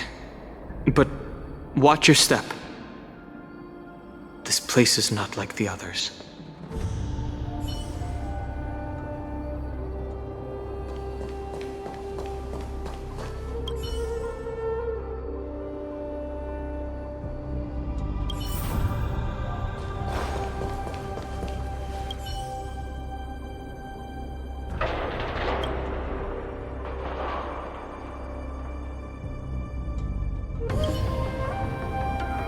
Welcome, dear guests from the Express. Judge Hanya of the Interrogation Division. We've met before.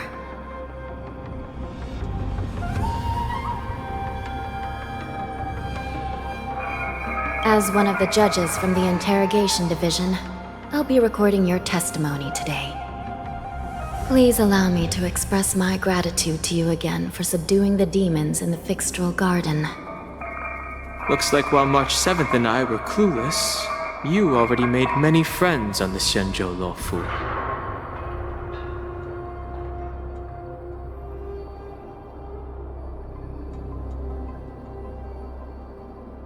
Even though you and I have met before, we can't show any favoritism under the 10 Lords. So, please do as I command as we head to Scrivener Hall and beyond. Don't do anything without my permission. This is not a place for ordinary mortals. You and Mr. Danheng, please come with me. Please lead the way, Your Honor. Please let me activate the mechanism before we all move forward. And please, watch your steps.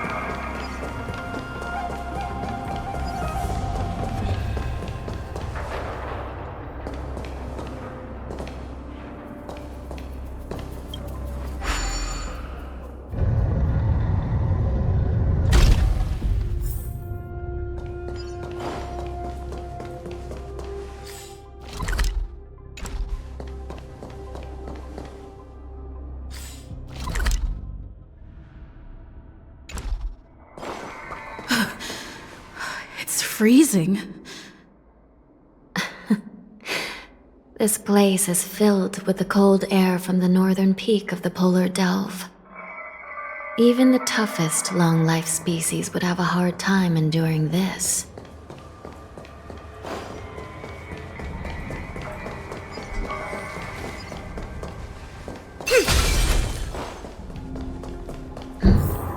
Did you hear something just now? Let me check it out. Ugh, what an eyesore. This place is packed with boxes and crates.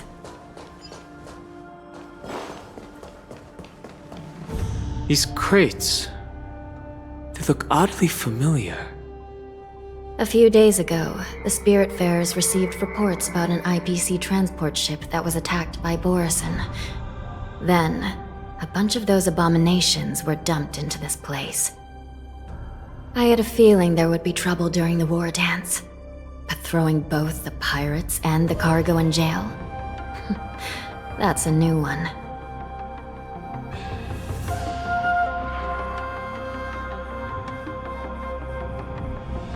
I heard the Intelligentsia Guild crafted something dangerous. We have many records in the Hall of Karma about these wise ones. They love to tinker with forbidden technologies, always trying to push the limits of Ingenia. I caught a glimpse of the mechs in those crates, and they bear a striking resemblance to Borison. I wonder what they're planning this time. Well, business first. Let's keep moving.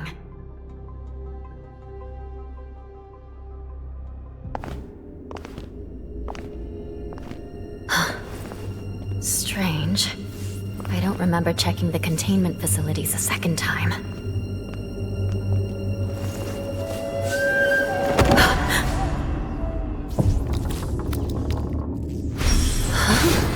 Watch out!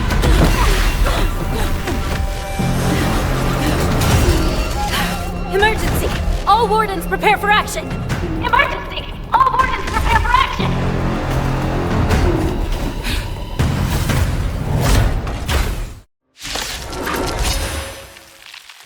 What's happening here?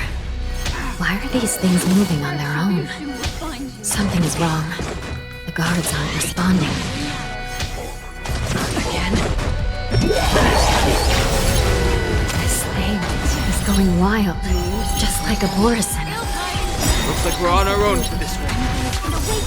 Memories of beneath the waters lies an endless abyss! All things in the human creations! I weep for the departed. It too shall fall. May as well kill him. Stand still. Again. Time to say bye. Boom. But how is this even possible? The Spiritfarers follow the protocols, cutting off power to the mechs and sealing the crates. How could these mechs still start moving? It's just like what happened in the Artisanship Commission before.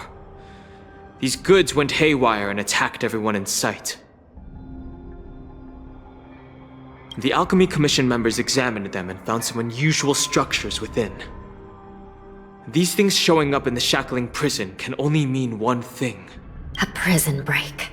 And whoever delivered these goods clearly wanted them to go through the Xianzhou's strict inspection process to show the Skyfaring Commission and Cloud Knights how dangerous they were. They wanted these mechs to end up right here, in the Shackling prison. If these things already started taking action while nobody was paying attention, then the whole prison is in trouble, I'm afraid. And to make things worse, another group of visitors just entered the depths of the Shackling prison, the messengers from the Xianzhou Yaoqing. And the prisoner they came to visit might be the target whom these wolf-shaped mechs were delivered here for. If that vicious beast manages to break free, it will be a catastrophe for the Xianzhou Luofu.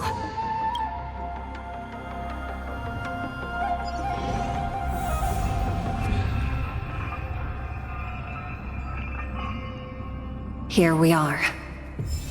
Have we arrived already, Your Honor? Shouldn't there be a cage here?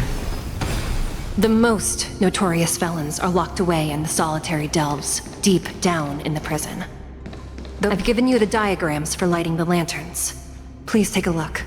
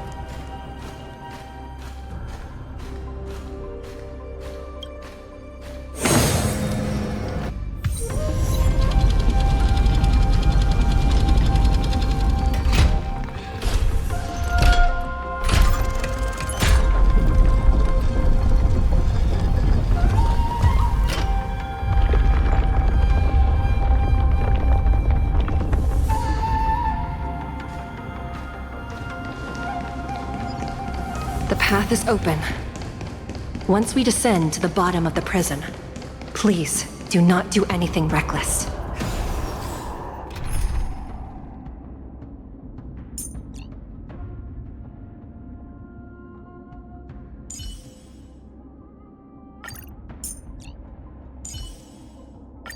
It's your call.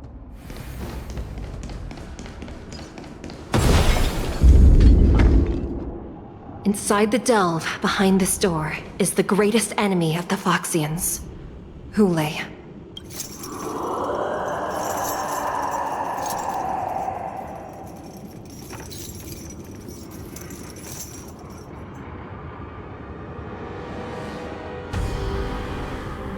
According to custom, envoys from the Yao Qing visit the Xianzhou La Fu once every century to check on this abomination's imprisonment and condition. Even though the Ten Lords Commission sentenced Hulei to the Forest of Swords, suffering every day for the rest of his life, I understand that the Yao Qing messengers want to see him dead. Unfortunately, for the past 7 centuries, they've had to return disappointed, because this beast simply can't be killed.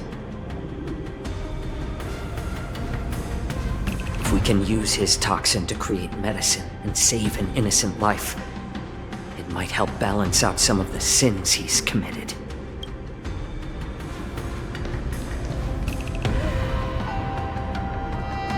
Could you be the key to a cure for the General, Hulei?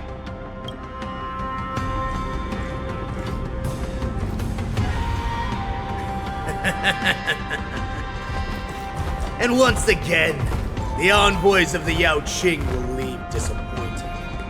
However, I won't say the same for me and my brothers. Who's there? I'm just a humble counselor of the Rhino Hound Pack. You can call me Mock Talk. Wardens, intruders on the lowest level! Send reinforcements!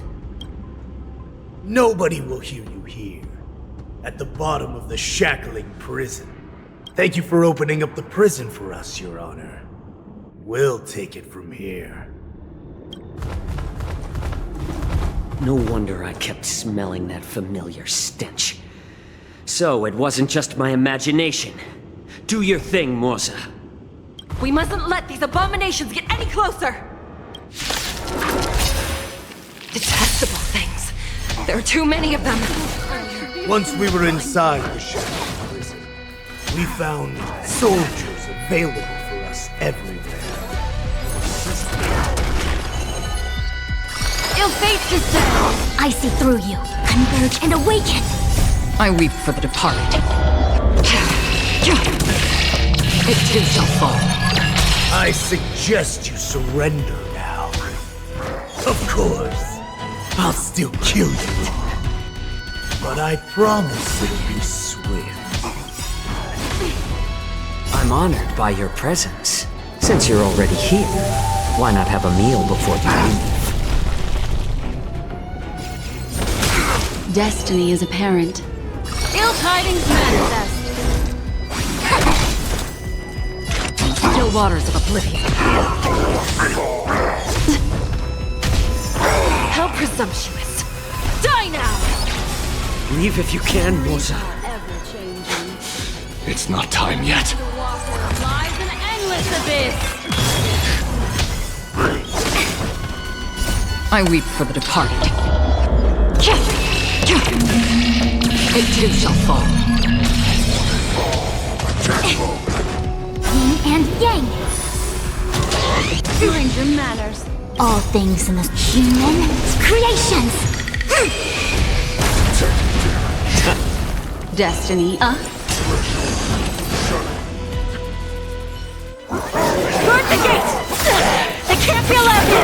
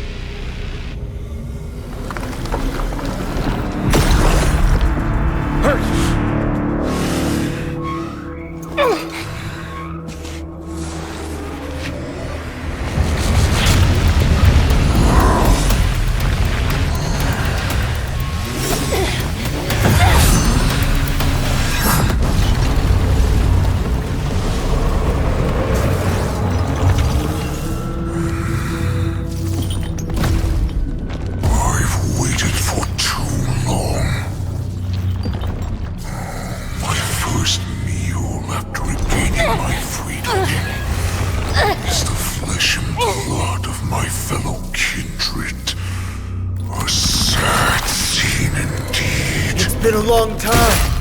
Boy, welcome back.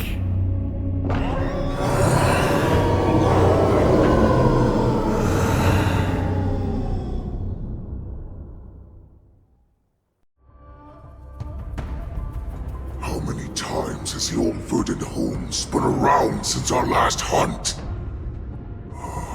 Duran's whelp, tell me your name. Oh, great Hule, nemesis of the Foxians, and the hunter of all beings. I'm Moktok, a humble counselor of the Rhino Hound Pack. I am only one insignificant heir spawned from your bloodline. It's been at least 7 centuries since you led our pack through the hunting grounds of the stars. I'm thrilled to see that you are as cunning and skillful as ever. 7 centuries. 7 centuries have passed. But why have Duran's whelps grown to look like this?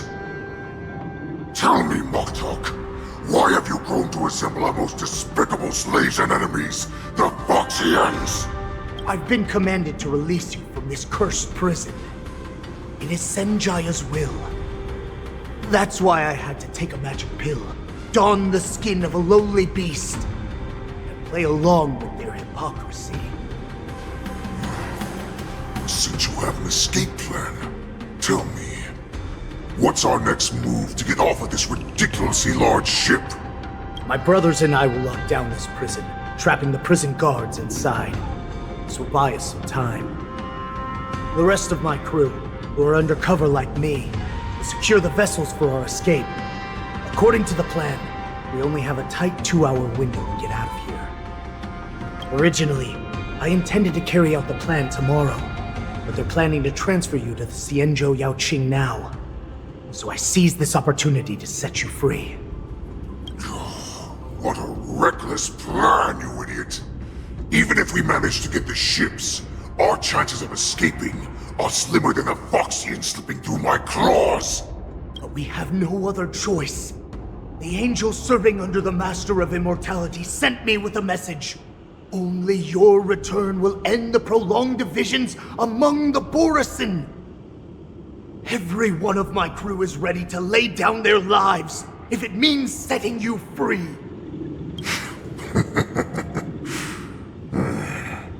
A sneaky weakling like you is actually showing some reckless bravery with this plan. Fine. You'll get what you want. And all of Duran's whelps will too. Well then, my lord. We should leave now. Before we go, give me one of those magic pills. My lord, you seriously want to don the skin of a lowly beast? That would be a disgrace to your greatness, my lord. You idiot. Greatness means nothing without freedom. Once I get out, I'll need a disguise that won't raise any suspicion.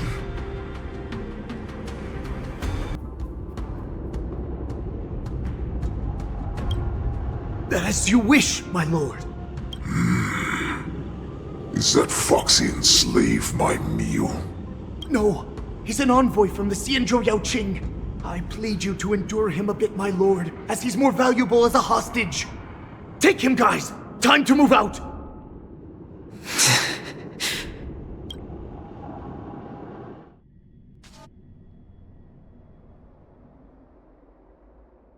Madam Hanya, the wardens in all areas are regrouping.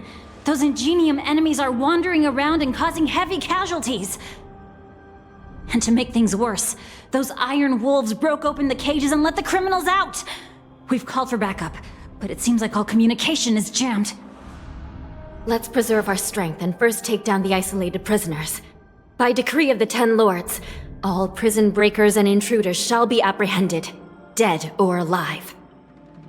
Just a short time ago, the nether key mechanism was activated. It was probably Madame Shui and the Yaoqing messengers, heading to the bottom of the prison. Given the situation, I'm afraid that area is exactly where our enemies are targeting. We mustn't let that vile beast escape from its cage. We've gathered all the prison guards who can still fight, and we'll split up and secure each floor. Go! Those intruders are quite bold. They must have been planning this for quite a while. Indeed, but Borisin tend to favor direct and aggressive approaches. Crafting careful and precise plans like this is simply not their style. Let's focus on the current situation right now. Please help me.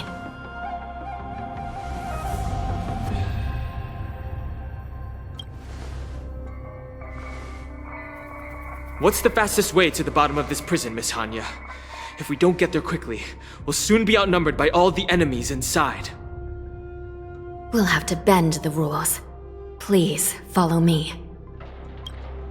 Prisoners must remain in place and obey the By decree of the 10 Lords, all prison breakers and intruders shall be apprehended, dead or alive.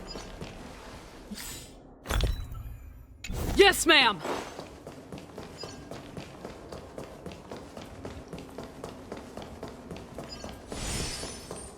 Hold your position here. Yes, ma'am.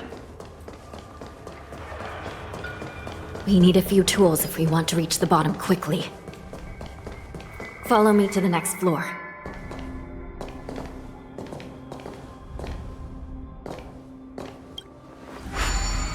The path is cut off. Someone must have altered the mechanism. No matter. It'll just require a bit more work to get through.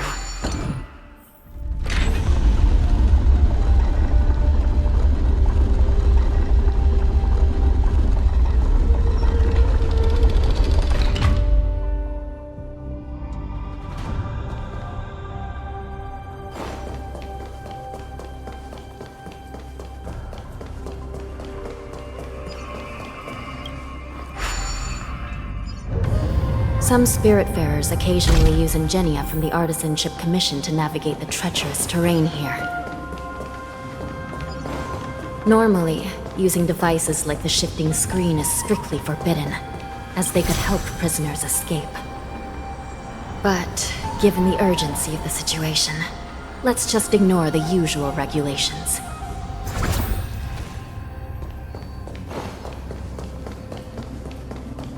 The nether key has been activated. I hope we're not too late. Hang in there, sister.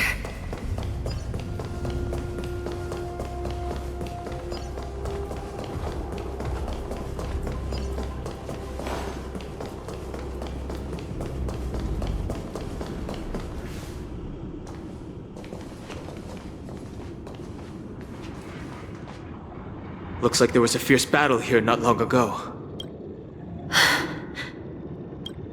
The gate to the prison delve is wide open. Hulei has managed to break free. Where are the Yaoqing messengers? And where's my sister? Are they still alive? Let's look around. Maybe we'll find some clues.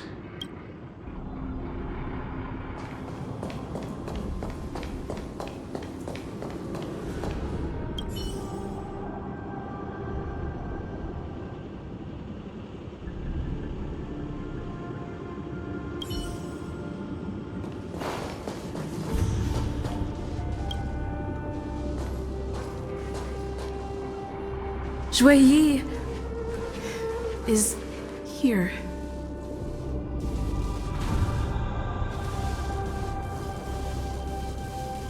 Miss Shuiyi bravely sacrificed herself. My condolences, Miss Hanya. Condolences. Well, that's unnecessary. You must understand. Thanks to the Ten Lords' blessing, my sister turned into an Ingenium centuries ago. Dying and returning as just a soul to the Hall of Karma's document office has become a routine for her. While I'm not keen on seeing her throw away her body like it's some replaceable part, but...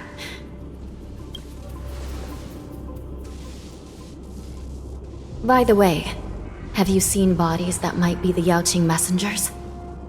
One of them is a Foxian wearing exquisite clothes, and the other wears a dark cloak, like a fugitive. No. I haven't found any Foxian bodies. Only Borisin ones. So, the intruders and Hulei are holding the Yaoqing messengers hostage. This is the worst situation. With hostages in their grasp, the prison guards can't do anything about the prisoners. If anything happens to the messengers, the relationship between the Yaoqing and the Luofu could be irreversibly damaged. We must rescue the messengers, get out of here, and spread the news. We mustn't give up as long as there's a glimmer of hope.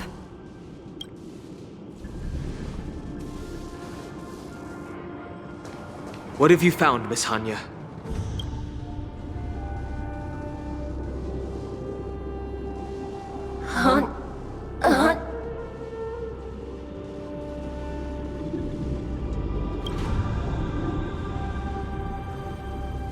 Reconstruct. It's my sister.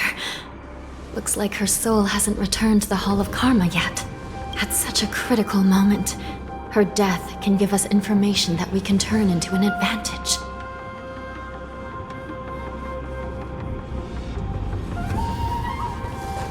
Let me see. The damage isn't too bad. If I can fix it up, my sister will have a temporary body.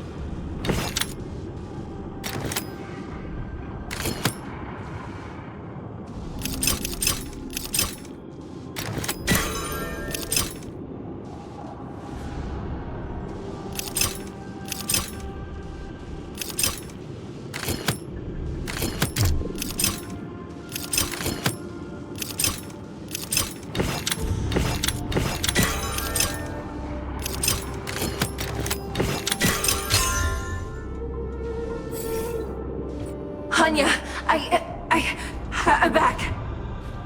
Welcome back, sister. I don't know what kind of expression I should have at a time like this. Happy? Tears of joy? Forget it. I'm used to you coming back in all sorts of forms. Just don't let me be damaged again. I'll lose my memories. This side crane can't hold all of me. Sister, what did you see when you were killed? One of the Yaoqing messengers escaped, and the other one was taken hostage and brought upwards? Besides the Borison, there were other intruders. Invisible. Invisible intruders? What does that even mean? How many conspiracies are tangled up in this mess? Do me a favor, sister. The intruders have cut off all communication between inside and outside the prison. And now you're the only person, the only bird, who can slip out undetected. Make sure you deliver the news to the outside world. I understand. Please be careful, sister. You are different from me.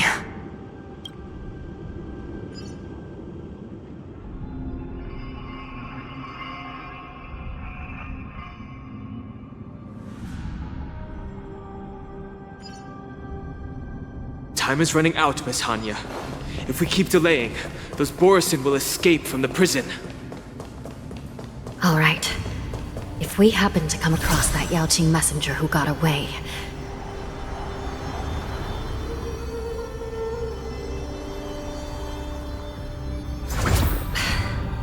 No. Stopping Hulei should probably be our top priority.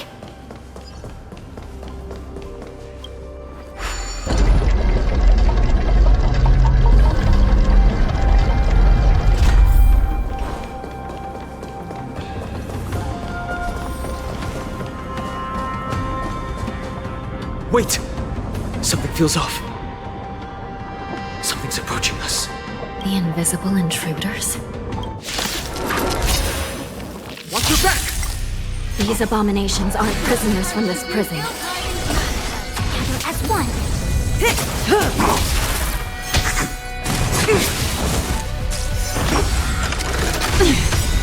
I weep for the departed. It too shall fall.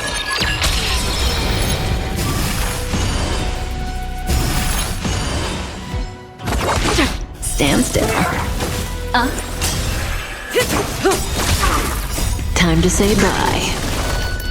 Boom. The prison management on the Lawfu is truly concerning. Who are you? Aren't you looking for me?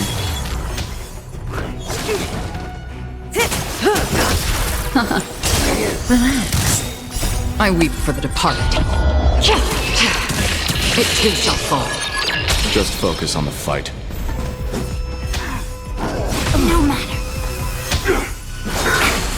Merciful Medicus!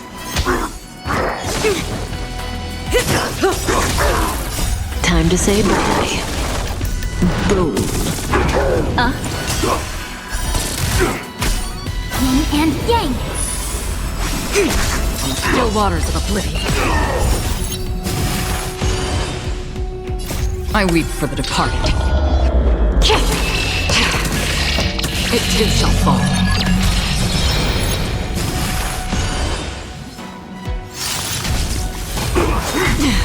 A miracle! No matter. Say bye to breathing. Relax.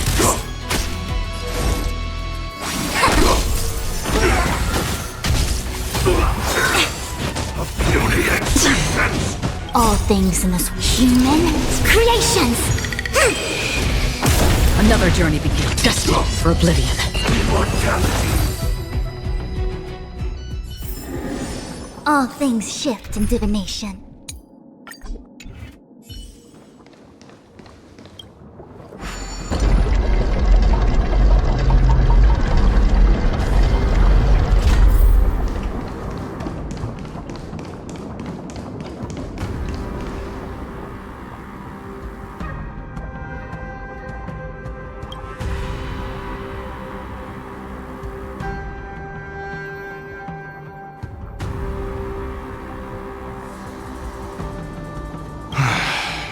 The prison management on the Lawfu is truly concerning.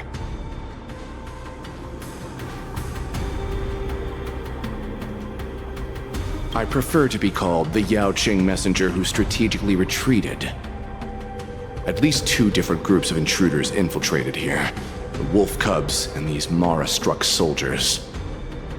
Their hiding technique, it's pretty similar to the wind mantle technique used by the Vidyadhara serving Kailorum Venti on the Yaoqing. What do you think? Well, never mind if you don't have any clues. Now is not the time to exchange assassination techniques. I'm Waza. My friend fell into the clutches of that wolf. I was planning to escape and report back as quickly as possible. But now it seems... the prison on the Lawfu is a real maze, I must admit. Thank you for your help, Mr. Moza. We'll do our best to ensure your friend's safety. No, you can do nothing for him now. And you shouldn't be focusing on his safety at the moment. Your friend is in Hulei's clutches and you're just going to leave him behind? Look, I'm the Yaoqing General's guard, not his. I've seen how that giant wolf fights, and there's no way. Trying to save my friend will only get us killed. I don't know how you think, but I won't throw my life away for a lost cause. Listen up. I've been tracking these fugitives, and I know their next move. They're planning to seal off the entire prison to keep the outside world in the dark. The worst-case scenario, we are all killed by that giant wolf, and the shackling prison is sealed off. No one will know about us or about their escape until it's too late. And the best-case scenario... No, we won't be able to. We're one step behind them. The best-case scenario would be, we seal the gates and trap the enemy inside with us. We can't let that monstrous wolf escape. Hopefully, someone will eventually notice that something is off and come to help. As for whether we'll still be alive by then, it's not something we should think about. You sure have a way of comforting people, Mr. Moulton. As a person of the Yaoqing, I've always searched for something meaningful to give my life to. I have to make it out alive. My companions are waiting for me. As a netherworld dweller, I've already died once.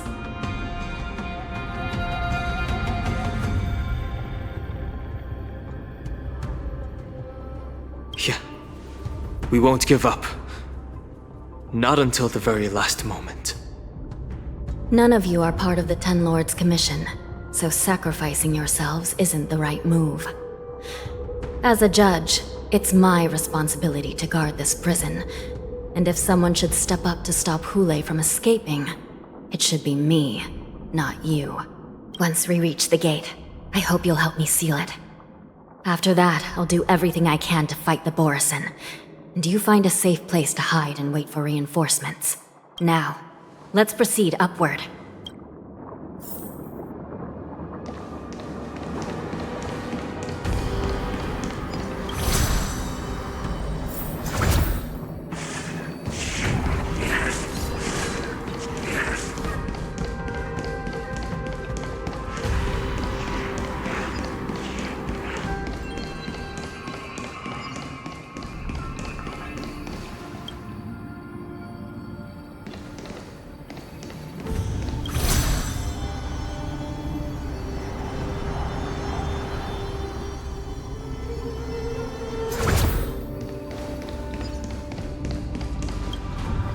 We must seal the entrance before the Borisin fugitives get out.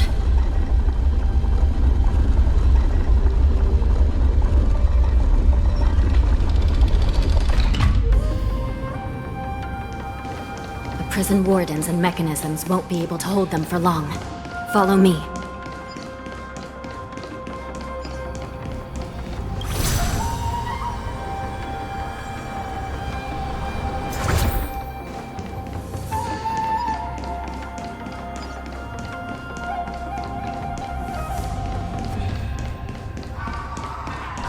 We're almost there. The gate is just ahead.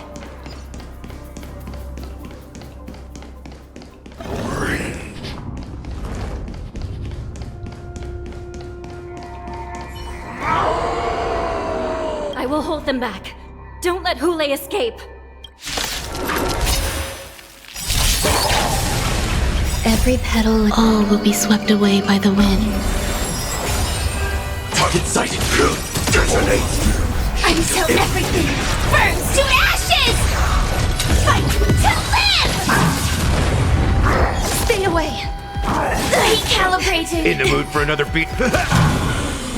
Dreams do come true. Enjoy yourself. Nice, like my friends?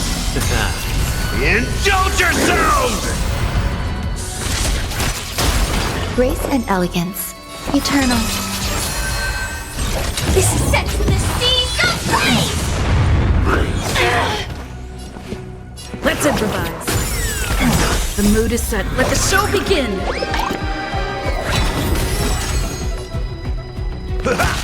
Some value, I suppose. Fight to live! Shut it down. Everyone holding up okay?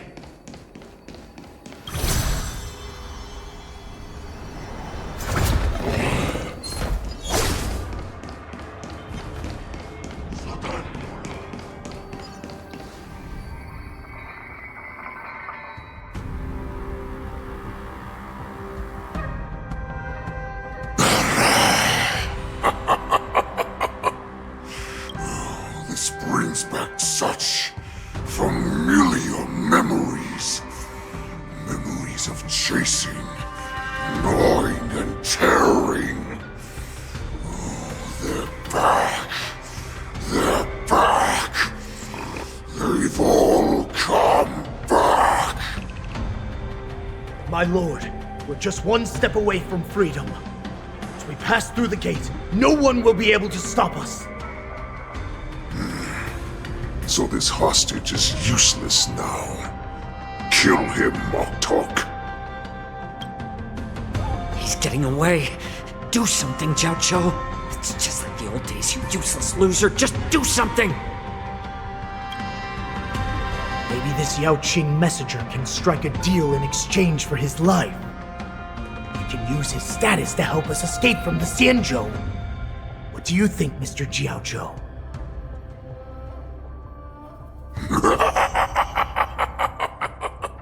Oh, just look at you. Fallen so low during my absence. You're even negotiating with livestock. As far as I recall, no one from the Yaoqing would ever consider a deal with Duran's offspring. I've got to make this beast stay here, whether it's for the sake of Fei Shao or the Yaoqing.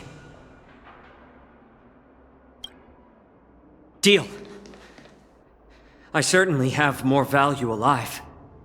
My identity, my knowledge of the Xianzhou, and my understanding of many things that your minions have no knowledge of. They'll all be valuable. Lowly beast.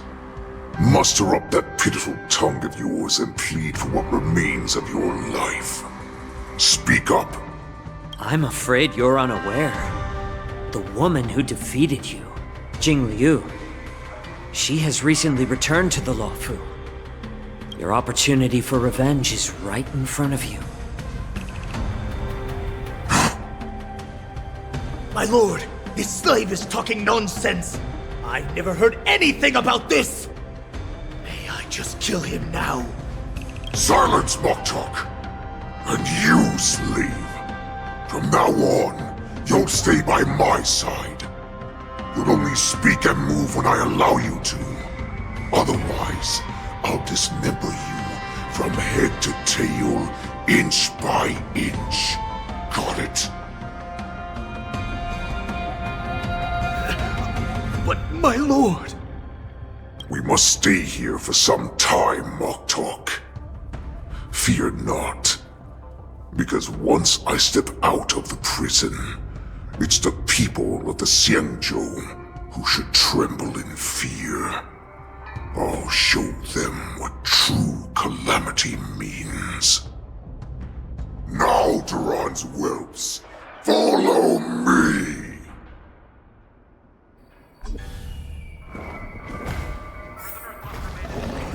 Prison guards! Stop them! For our great Lord Hulai!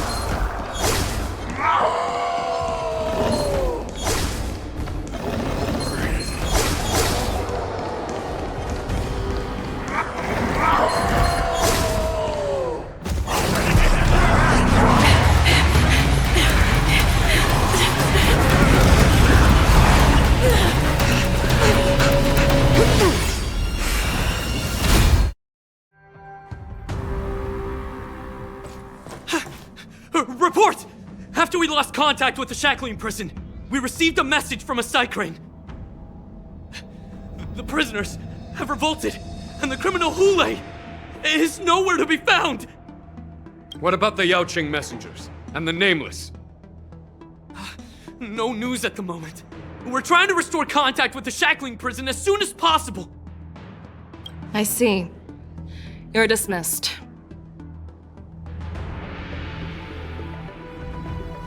General Jing Yuan, General Huayan. It's just as we suspected.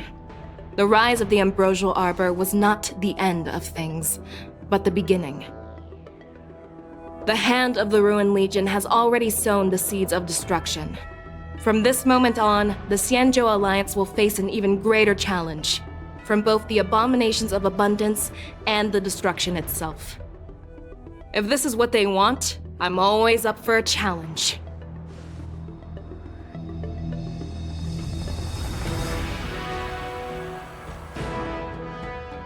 As the Marshal Special Envoy, I'll dispatch the Lawfu Cloud Knights to pursue Hulai myself. Looks like the hidden dregs have finally come to the surface. And as I said before, it's time to wash them away, once and for all.